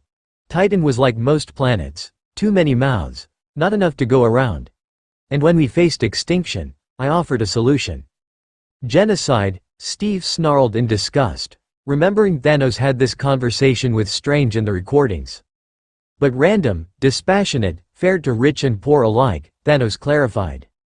"Still murder, Thanos," Tony said. "They called me a madman, Stark," Thanos said, and Tony had to make a surprised face at Thanos knowing his name, so as to not make him suspect there was anything wrong. "You are not the only one cursed with knowledge." He then said, "They called me a madman, then what I predicted came to pass." "So, you're a fortune teller?" Carol quipped. "I'm a survivor," Thanos said. "You will murder trillions," Hulk snarled in Bruce's voice. "I do not want what happened to my world to happen to others, and I shall take every step to ensure it does not come to pass," Thanos said. "You are unruly wretches, standing in my way. But you are firm in what you stand for as well, so for that, you Avengers have my respect." Then, he charged at full speed and punched Thor hard, sending him flying back into the rest of the Avengers, making them all fall down as the ground was damaged. Thor was the first to stand back up as Thanos marched to him, now looking angry. "So while I shall kill half of all life, I will kill all of you unruly wretches, slowly, painfully. You are a monster, Thanos, and we are going to stop you," Thor said as he started hovering in the air. Thanos smirked in challenge and ran at Thor, who flew at him at full speed, and then Stormbreaker and Thanoscopter clashed, forming a shockwave that cleared the area near them. Thanos then grabbed Thor and leapt high in the air with him, throwing him into a building as he crashed into it too. Thor got up as Thanos looked down angrily before hurling Thanoscopter into the air. The sword flew around, shattering the columns of the floor, and the ceiling came down, destroying the ground as Thor hovered in the air again. Thanos caught his sword on return and with a smirk, leapt away while Thor flew after him, but Thanos grabbed him and in a spin motion, tossed him away again, making him smash through many buildings as he crashed on the ground again, while the rest watched with wide eyes. Thor eventually walked out of the last building into which he had crashed, as Thanos leapt in front of him and kicked a machine of war at him. Thor sliced it into with his axe, but Thanos took the opportunity and leapt at him, punching him hard, staggering him away. Thor dodged 2 swings from his sword and blocked another before slicing his abdomen, making Thanos slice his shoulder in retaliation and punch him back. Thor managed to steady himself, but the ground underneath was broken. Thor ducked to avoid another swing from Thanos and hit him with a powerful lightning bolt, sending him falling back, and leaping at him, punched him down. Before he could attack again, Thanos got back up and kicked him back. Thor damaged the ground as he fell on it. As he got up, Thanos punched him back again, before giving him an uppercut. Thor was sent flying up, his back hitting the building behind him and damaging it, before Thor managed to steady himself and hover at the building's top, looking down at Thanos. "You are a mighty warrior, but this shall end with your demise, Odinson," Thanos snarled at him. Thor did not reply as Thanos started jumping up on the building, destroying parts of it on hitting them, and Thor flew back down to meet him head-on. Their weapons clashed hard again, forming a shockwave that destroyed the whole building while lightning emanated from Thor, sending Thanos flying back again on the top of another building, damaging it as Thor landed too. Then suddenly all of the debris nearby started rising up into the air and flew at Thor, who used Stormbreaker to slice it, while Thanos turned to look at Ma, who was doing this. "Go father," Ma said, and Thanos leapt off the building with a nod, running towards the headquarters. That was when a strong punch hit his face, sending him flying back as Hulk now stood in his way, marching towards him. "The mindless beast," Thanos said as he swung his sword, but Hulk managed to dodge before punching Thanos' abdomen, making him gasp before Hulk gave him an uppercut, staggering him back. "Not anymore," Hulk said in Bruce's voice, shocking Thanos before his voice changed. "Time to die." Thanos swung again, but Hulk got behind him and picking up a chain, wrapped it around Thanos' throat, making Thanos drop his sword as he tried to free himself. Hulk picked up Thanos' sword with his other hand, stabbed his shoulder, making him roar in pain and anger, while Hulk wrapped his feet around Thanos to throw him off balance. Hulk continued pulling the chain, slowly strangling Thanos, who was on his knees now, gritting his teeth and gasping for breath, before he reached to his shoulder and with a grunt, pulled the sword out, using it to chop the chain off of his neck, making Hulk stagger back as he gasped for breath. Getting back up, he turned around and stabbed Hulk in the abdomen, making him roar in pain before Thanos pulled his sword out and kicked Hulk away. Thanos then ran towards the base again while Hulk ran after him, but then looked up to see Coal Obsidian dropping 2 core onto the ground, and so broke stride to save them instead. Then suddenly Thanos was hit on the face by Mjolnir, sending him flying back as Steve caught Mjolnir on return and raising Mjolnir, brought it down, the lightning hitting Thanos hard and Steve leapt at him just as he got up. The two grappled, gritting their teeth before Steve kicked Thanos and Thanos punched him, both falling away as Thanos' sword fell down, and Mjolnir also fell near him. Thanos got up and grasping Mjolnir, tried to pick up, but nothing happened, so he used both of his hands but it still didn't budge. Then a hand reached over. "Here, let me try," and with that, Steve gave Thanos an uppercut on the jaw, making him stagger back as he picked Mjolnir back up and threw his shield. Thanos deflected it with his sword, but Steve threw Mjolnir at the shield and the shockwave sent Thanos to his knees while Steve leapt and kneed him, and then he was hit by a repulsor on the face, staggering him as Tony flew and kicked him on the face, and then enlarged his hands into giant battering rams, hitting Thanos on the face again and sending him down. He then turned his right hand into a blade and leapt at Thanos, intending to stab his throat, but Thanos grabbed his hand at the last moment and broke off the blade, before stabbing Tony's shoulder, making him gasp as he got flashbacks to being stabbed in the recording. Thanos threw him off and got back up as Steve leapt at him with Mjolnir, but timing it right, Thanos grabbed his neck and tossed him away too, before rushing to the command center again. The others were too engrossed in the fight to stop him, and those who could were all distracted or taken out temporarily. Thanos rushed into the center, swinging his sword and killing 3 Kor who tried to take him out, and smashed through the door. The Kor fired at him, but Thanos twirled his sword, deflecting all of the shots, and then Glaive and Midnight ran to his side, rushing the Kor. "We will take care of them, Father," Midnight assured as Thanos rushed up, leaping to higher points in the building and damaging the parts where he landed. He then saw a bunch of Kor aiming their weapons care and simply swung his sword, chopping all of them before kicking in the door, to see Nova Prime and 3 other Kor standing there, aiming at him. "You shall not get what you came for," Prime said to him. "Your courage is as remarkable as your foolishness laughable," Thanos said as the Kor fired, but Thanos deflected their shots and with a swing of his sword, sliced them all down before marching at Prime. That was when someone leapt at him from behind and sliced his face with a sword, and he realized it was Nebula as she leapt in front of him. "You should have killed me when you had the chance," Nebula snarled at Thanos. "It would have been a waste of parts," Thanos roared at her as she sliced his hand, then his face twice before Thanos kicked her back into Prime, making them both crash into a wall and go through it. He then sliced open their vaults and out fell the orb from one of them as he caught it before it could fall onto the ground. He opened it, seeing the Power Stone glowing purple, and said, "Finally." With that, he picked up the stone, roaring in pain as its energy hurt his hand, but he was strong enough to resist it, and slowly moved it towards his Infinity Gauntlet, and put it in his slot, roaring as the power of an Infinity Stone surged through him, and he felt the power too. He then glared at Nebula and Prime, and as Nebula charged again, he fired a blast from the Power Stone, sending her crashing out of the building to the ground, while he leapt down and out of the building, marching towards her.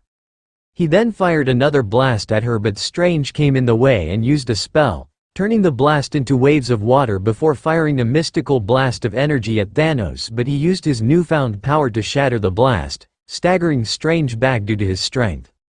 Strange then used the Crimson Bands of Sidorak, grabbing Thanos' hand in it as he pulled hard, trying to prevent him from closing his fist as Thanos grunted. Steve and Tony then flew down and started pulling the gauntlet out, gritting their teeth as it was pretty hard to do, but they would do it. Thanos tried to punch with his other hand, but Hulk grabbed it with both of his arms, roaring at Thanos' face as he didn't let go, while Thanos glared angrily. "You shall rue this day, Father," Nebula said to him as Thanos looked at her in anger, still trying to pull his fist back from Steve and Tony, while Strange didn't let go. Then suddenly Strange saw several pointed pieces of debris flying at him and unfortunately had to use one hand to deflect them, but that was all Thanos needed to pull his fist back, punching Steve and Tony away before punching Hulk on the face, staggering him back, and with a blast of the Power Stone, sent him flying off too. Before Strange could do anything, Thanos hit him with a blast of the stone and he was also sent flying off and knocked out. And then, he pressed his fist, energy surrounding Nebula as she screamed in pain. "Rue this day, shall I?" Nebula continued screaming as Thanos said, "Even if I do, you won't be here to see it." Steve got up, hurling Mjolnir at Thanos, but before it could hit him, Thanos twirled his fist, and Nebula shattered into many pieces, just as Thanos was hit on the chin and sent flying off. Gamora and Quill arrived at the scene at that very moment as Gamora's jaw dropped, her eyes wide in tears and pain as she fell to her knees, tears rolling down her cheeks. "No, no, my sister. You bastard," Quill snarled at Thanos, who got back up, looking at the Avengers and Guardians around him. "She died for what she believed in. I will make sure she is remembered for that," Thanos said coldly as they all glared at him. "But I shall not allow anyone to stand in my way." Thor flew down, while Tony and Hulk got up too, and Carol and Vision flew to face Thanos as well. "Avengers," Steve said, raising Mjolnir, the desire to avenge Nebula high. "Assemble." Chapter 8 Wrath of the Titan. Tony formed a blade and leapt at Thanos but was tossed away while Steve threw his shield, which was deflected, but he used the opportunity to fire a bolt of lightning from Mjolnir, but Thanos blocked with the Power Stone in time as Thor flew at him, but his blow was blocked too. Carol fired at Thanos but he rolled away to avoid being hit and put up the Power Stone to block Hulk's punch, as well as Vision flew at him, turning intangible, but Thanos leapt back and punched the ground with his fist, sending away shockwaves which blinded the android for a moment. Quill flew into the air, firing shots at him, but Thanos was mostly just annoyed by those, and then he found himself being surrounded in red mist as he was lifted into the air, and saw Wanda using her powers to lift him up, her eyes glowing red as she did so. She was about to use her powers to chip away his armor when he pressed his fist and fired a blast from the Power Stone, almost hitting her, but Tony managed to fly her away in time, though this freed Thanos from her grip, of course. Drax rushed Thanos from behind, hitting his leg with his blade, but before he could attack again, Thanos just kicked him back while Gamora struck his face in anger, a tear rolling down her cheek, and struck him 3 times again, trying to stab, but he just grabbed the blade and hurled her away to the other side. "You disappoint me, daughter," he told her before turning around and causing another blast from the Power Stone, which scattered almost all of his opposition away into different directions. He then rushed Peter, who had just swung down, and grabbing him by the throat, slammed him to the ground, as Peter gulped, remembering when the same thing had happened to him in the recordings.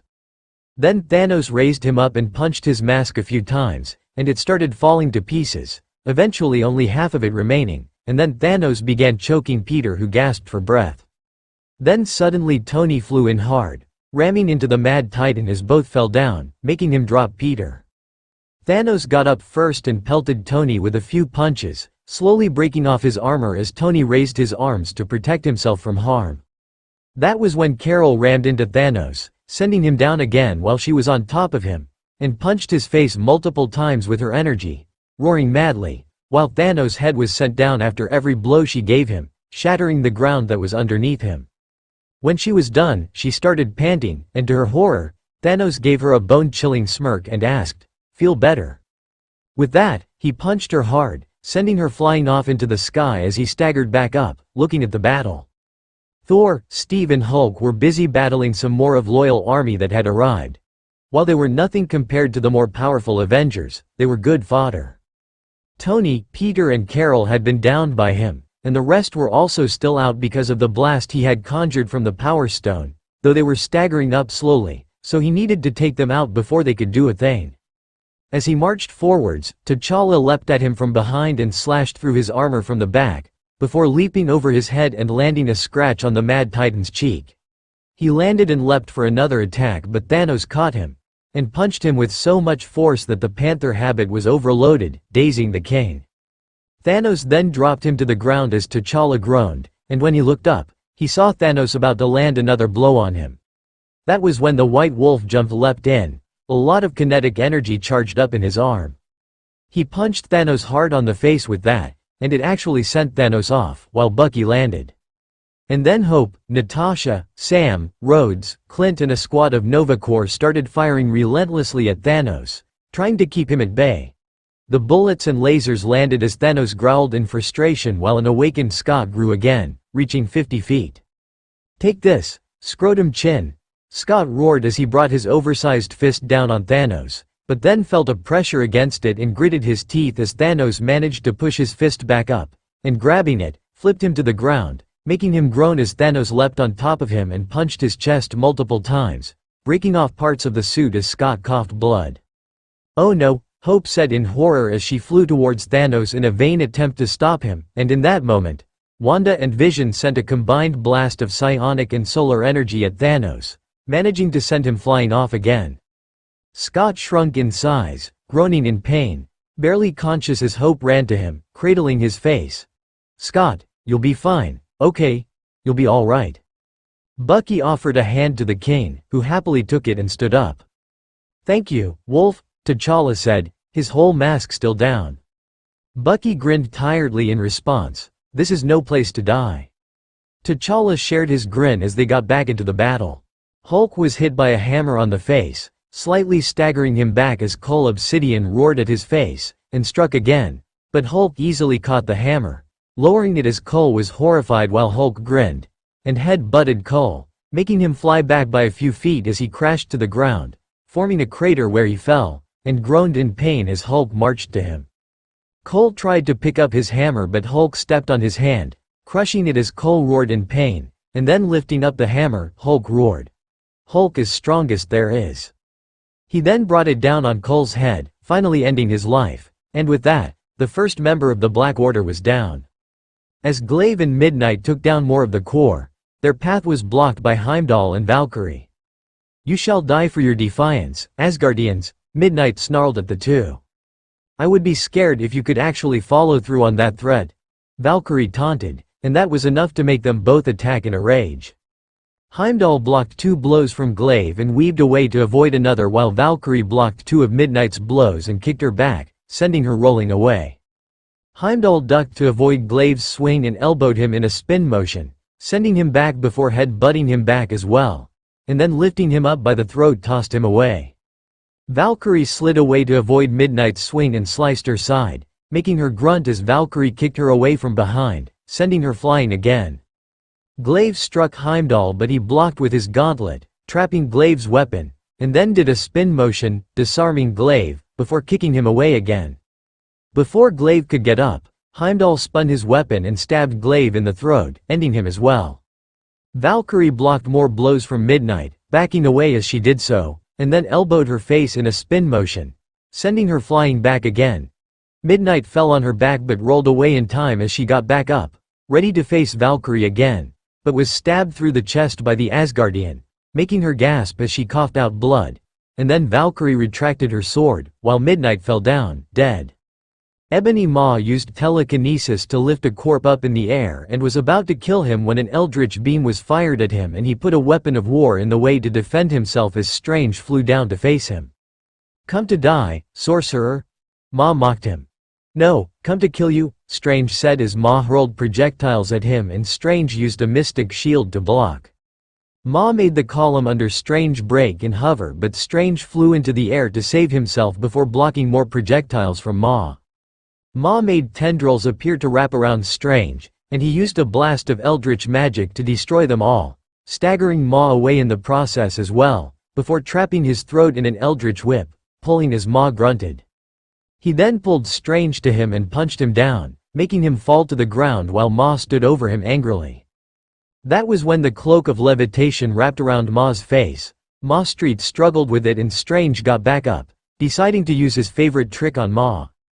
As Maw and the cloak of levitation struggled, Strange opened a portal underneath Maw and he fell into just as the cloak unwrapped from his face, and Strange closed the portal.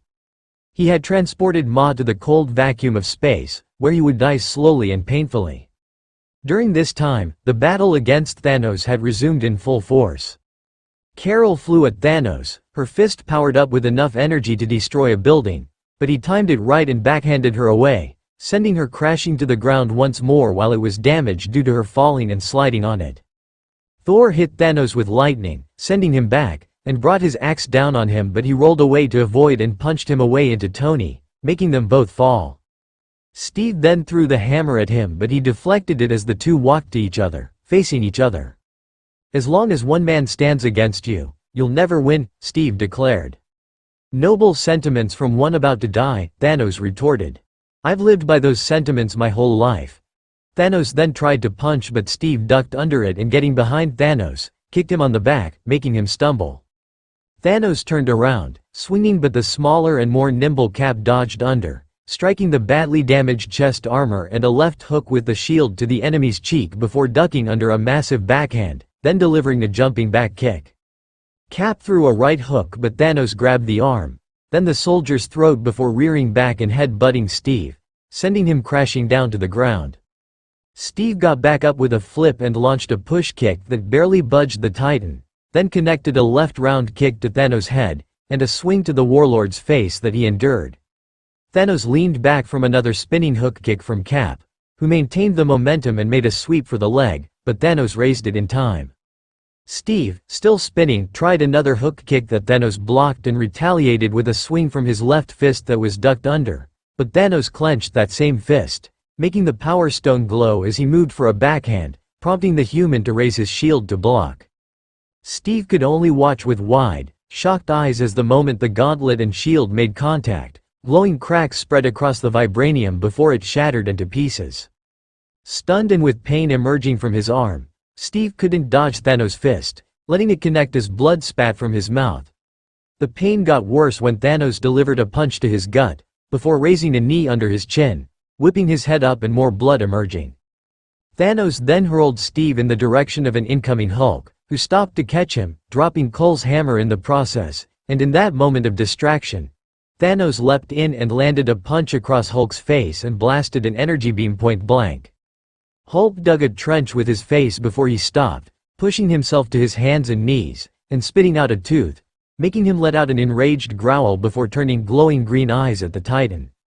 Before Thanos could hit again, Hulk punched his chest, making him stagger back before grabbing his face and driving it into the ground, and punched multiple times before Thanos blasted him away. He then charged Hulk, but Hulk lifted Cole's hammer and hit Thanos hard, sending him flying off from the blow again as he crashed and rolled on the ground. As he got up, he was hit by a telekinetic blast from Loki, making him stagger back as he gritted his teeth, planting his feet into the ground, and with a blast of the Power Stone, sent him flying off too. Insolent fool. He then saw Mjolnir flying off into Steve's hand, and before Steve could do anything else, Thanos fired a powerful blast from the Power Stone. Thor fired powerful lightning from Stormbreaker and Steve joined, firing lightning from Mjolnir. Tony and Rhodes fired their repulsors. Wanda threw in a psionic energy beam. Vision too fired his solar beam, Strange unleashed eldritch bolts, and Carol locked in with her cosmic energy blasts, all of it to counter the energy aimed at them from the Power Stone. Thanos gritted his teeth and forced more power to be sent forth, but the heroes' combined efforts lead to an explosion that sent all of them back, dazing them and creating a crater the size of 3 soccer pitches in length and width. But this was the opportunity at last. Before Thanos could get up, Tony fired a missile at his face and it exploded, slightly dazing him, and then Steve used all of his willpower and flew at him, putting Mjolnir on top of him, pinning him down, and before Thanos could use the Power Stone to blast Mjolnir away, Thor leapt down with a roar and chopped off Thanos' arm, making him roar in pain as Thor kicked the entire arm many feet away. Steve and Thor then moved back as Thanos groaned, trying to rise up but failing due to Mjolnir on top of him, and with the Power Stone gone, he had no way to remove it now. Looking at the Avengers with grudging respect, Thanos asked, "When the day finally arrives, and what I've said comes to pass, will you look back at this moment? Would you change the events of today?" "No," Steve answered immediately and firmly, no shred of hesitation. "We stopped you from killing trillions, even if the price was steep. There are those of us who lost friends, family, and their home. You believed in the necessary evil, that only power could resolve this matter, and I don't know what the rest of the universe thinks, but I believe in people. We stumble, we fall, we make mistakes, but we can get back up and learn to build a better future. But not at the expense of innocent lives." As they looked at each other, Gamora then marched to Thanos angrily, Quill right behind her. "Daughter," Thanos said, looking at her.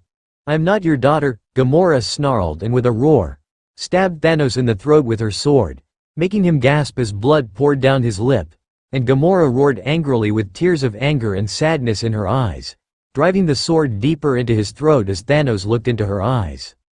Gamora didn't flinch, watching as the light left Thanos' eyes, and his head rolled to the side. Thanos was dead. Gamora fell to her knees, crying. In his own twisted and wrong way, he did love Gamora, and due to his abuse, Gamora also did feel some love for him, even though she knew he had been horrible to her. Quill hugged her for comfort as the rest just watched, sighing with lowered heads. The battle had been won, but the damage and casualties were still grievous, especially Nebula. So now, it was time to rebuild. Chapter 9. There is always more to do. Xander. After the battle was finished, a lot of cleaning up had been done, mostly by the Avengers and Guardians, since any civilians looking for their deceased family or friends who served shouldn't have to search for them in between corpses of Thanos' army.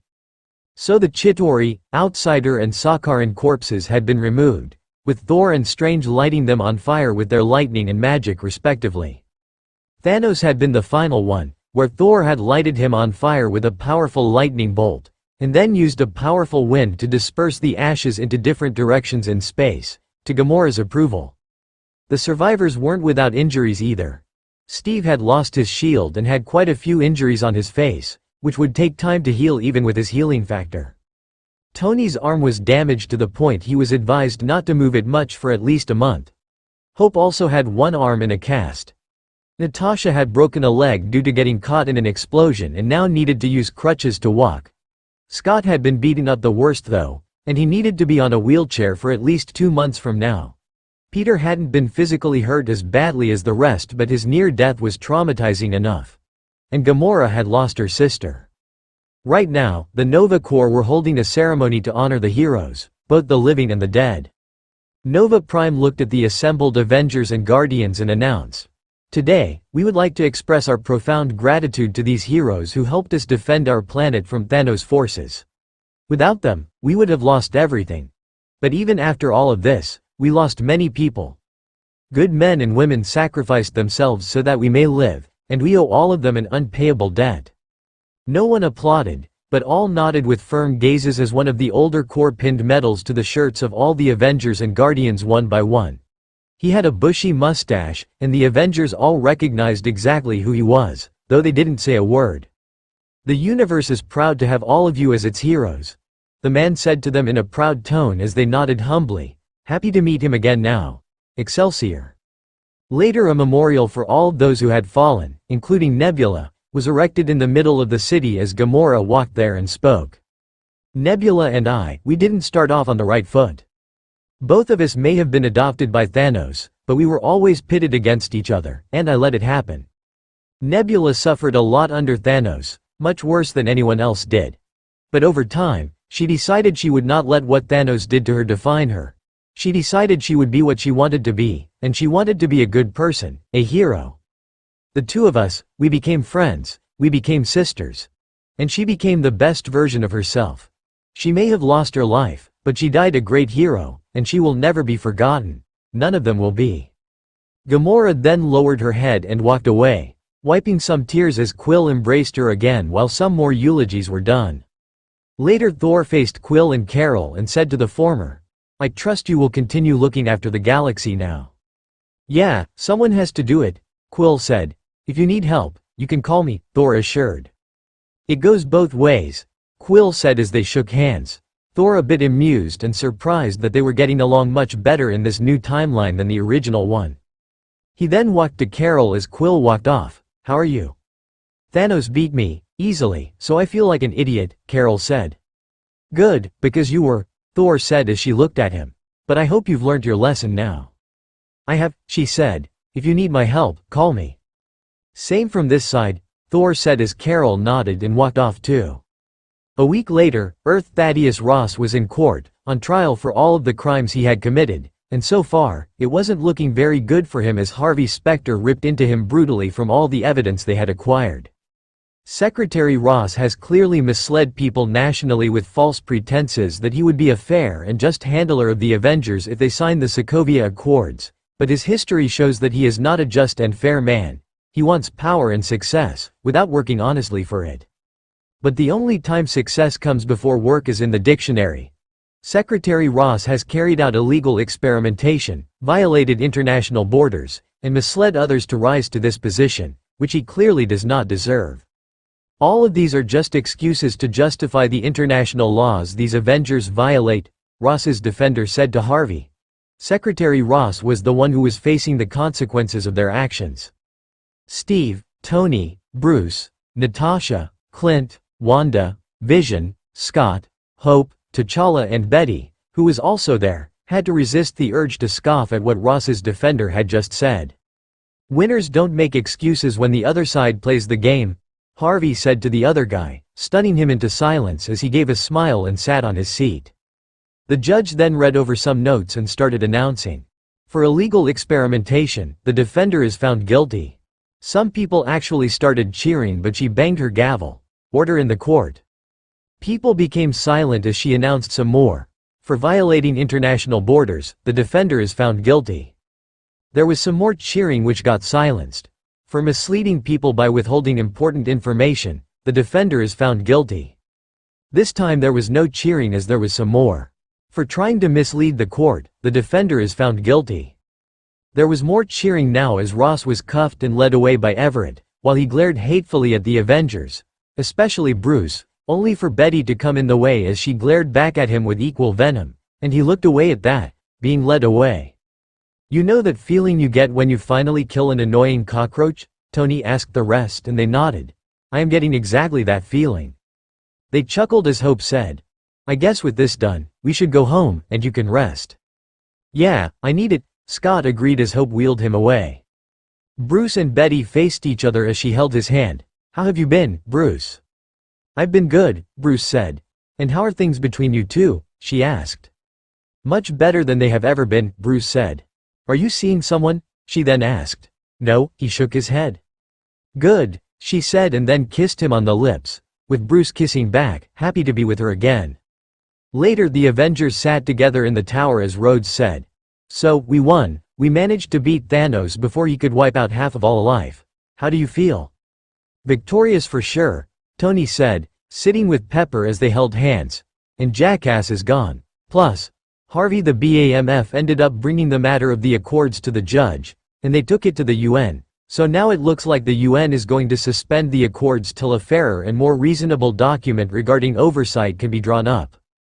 Which is exactly what we need, both for ourselves and the public," Steve said as Tony nodded. He had returned to Mjolnir to Thor a while ago, who had gone off to talk to the Norway authorities to get some land for his people, though Thor had assured he would give him the hammer if he ever needed it.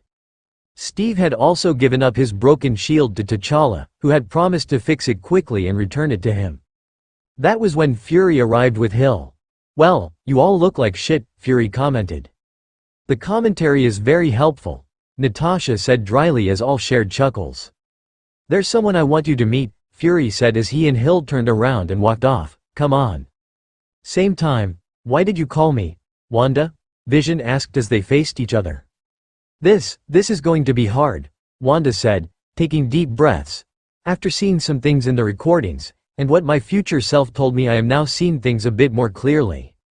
Vision simply lists you are a good guy, Vision, and you are kind and sweet, but I don't think it can work out between us." Visions actually looked hurt, and Wanda felt the utmost guilt for hurting him as she said in a quivering voice, "I know you tried your best, and I will always care about you, but what we have isn't all that good." "I can change," Vision immediately said. "I can try too." "You should change, but not for me, for yourself," Wanda said as she held his hand and they looked into each other's eyes. "Changing you for myself would be unfair to you, Vis. But remaining in this relationship, after the realization I had, is unfair to both of us." Vision seemed hurt, but accepting as he let her hands go and nodded. "I respect your decision, Wanda. Perhaps you are right. But I hope we can still be friends." "We can be," she assured as she gave him a hug which he returned. There was a knock on the door as May opened it to see Peter on the other side, giving her a smile, and she hugged him tightly, kissing his forehead, as he hugged her back, looking at a picture of himself, her and Uncle Ben behind her. Hope wheeled Scott into his house as Cassie ran out yelling, "Daddy!" "Hey, Peanut," Scott said happily as he hugged her, though she accidentally hugged him a bit too tight. "Ouch." "Sorry, Daddy," Cassie apologized as Scott stroked her hair. Tahiti Phil Coulson and Melinda May were relaxing together when they heard a familiar voice call out to them, "Agent." They turned to see Nick Fury standing there, walking to them. "Sir," Coulson greeted as he and May stood up. "Just Fury now," he said. "Why are you here?" May asked with an edge to her voice. "One final mission," Fury said. "I am retired," Coulson said. "It's nothing big. You just need to meet a few people," Fury said and stepped aside to reveal Steve, Tony, Thor, Natasha, Clint and Pepper standing there with Hill. "Oh," Coulson said, almost in a gasp. Thor walked to him and gave him a tight hug. "It is so good to see you again, son of cool lungs." Coulson gasped out so Thor let him go. "Sorry," he said lamely as Coulson rubbed his chest. "Coulson," Tony said, holding out his hand as Coulson shook it. "Hey," Pepper greeted him. "Hi," Coulson greeted back. "Agent Coulson," Steve greeted respectfully. "Captain," Coulson said, becoming a fanboy again for a bit. He then looked at Natasha and Clint, but no words were said. An hour later, "I wanted to tell you all badly, many times," Coulson said. "First, I was going through this life-changing experience. Then, I was busy tracking down threats and enemies to S.H.I.E.L.D. Then the Hydra uprising happened and I became director. Finally, I just admitted to myself that I was too much of a coward to face you guys after so long. And for that, I'm sorry. Can't hold a grudge now," Clint said weakly. "After all that has happened, There is no point to it. Natasha agreed with a nod. We forgive you. Thank you, Coulson nodded before turning to Thor, and don't blame yourself. You couldn't have known. I don't anymore, Thor told him. Here, Steve said, putting down Coulson's Captain America trading cards, and Coulson noted what was different. You signed them, he said happily as Steve just gave a respectful nod. Should have done it much earlier, Steve said. So, you want anything more here, or are you comfortable with this? Tony asked. I think this works for me, Coulson simply said. It is pretty peaceful, I don't think any changes need to be made, Pepper said. Yes, it's a magical place, Coulson agreed, sharing a look with Melinda as he did so. As the rest continued talking, Steve walked to Hill. Hi, he said awkwardly. Hi, she said back with equal awkwardness. Remember that time we talked about coffee when this was all over? Steve asked. I do, she nodded. So, wanna go out for it at the end of the week? Steve asked hopefully. Actually, Hill pretended to think before looking at him. Yes, I do. The two shared a smile at that before joining the rest. This day would end, and many more would end after it. Thanos may have been gone, but there were always bigger bads out there, but they knew it, and they knew their work was never done, so they would always stand and fight the good fight. Because that's what heroes do.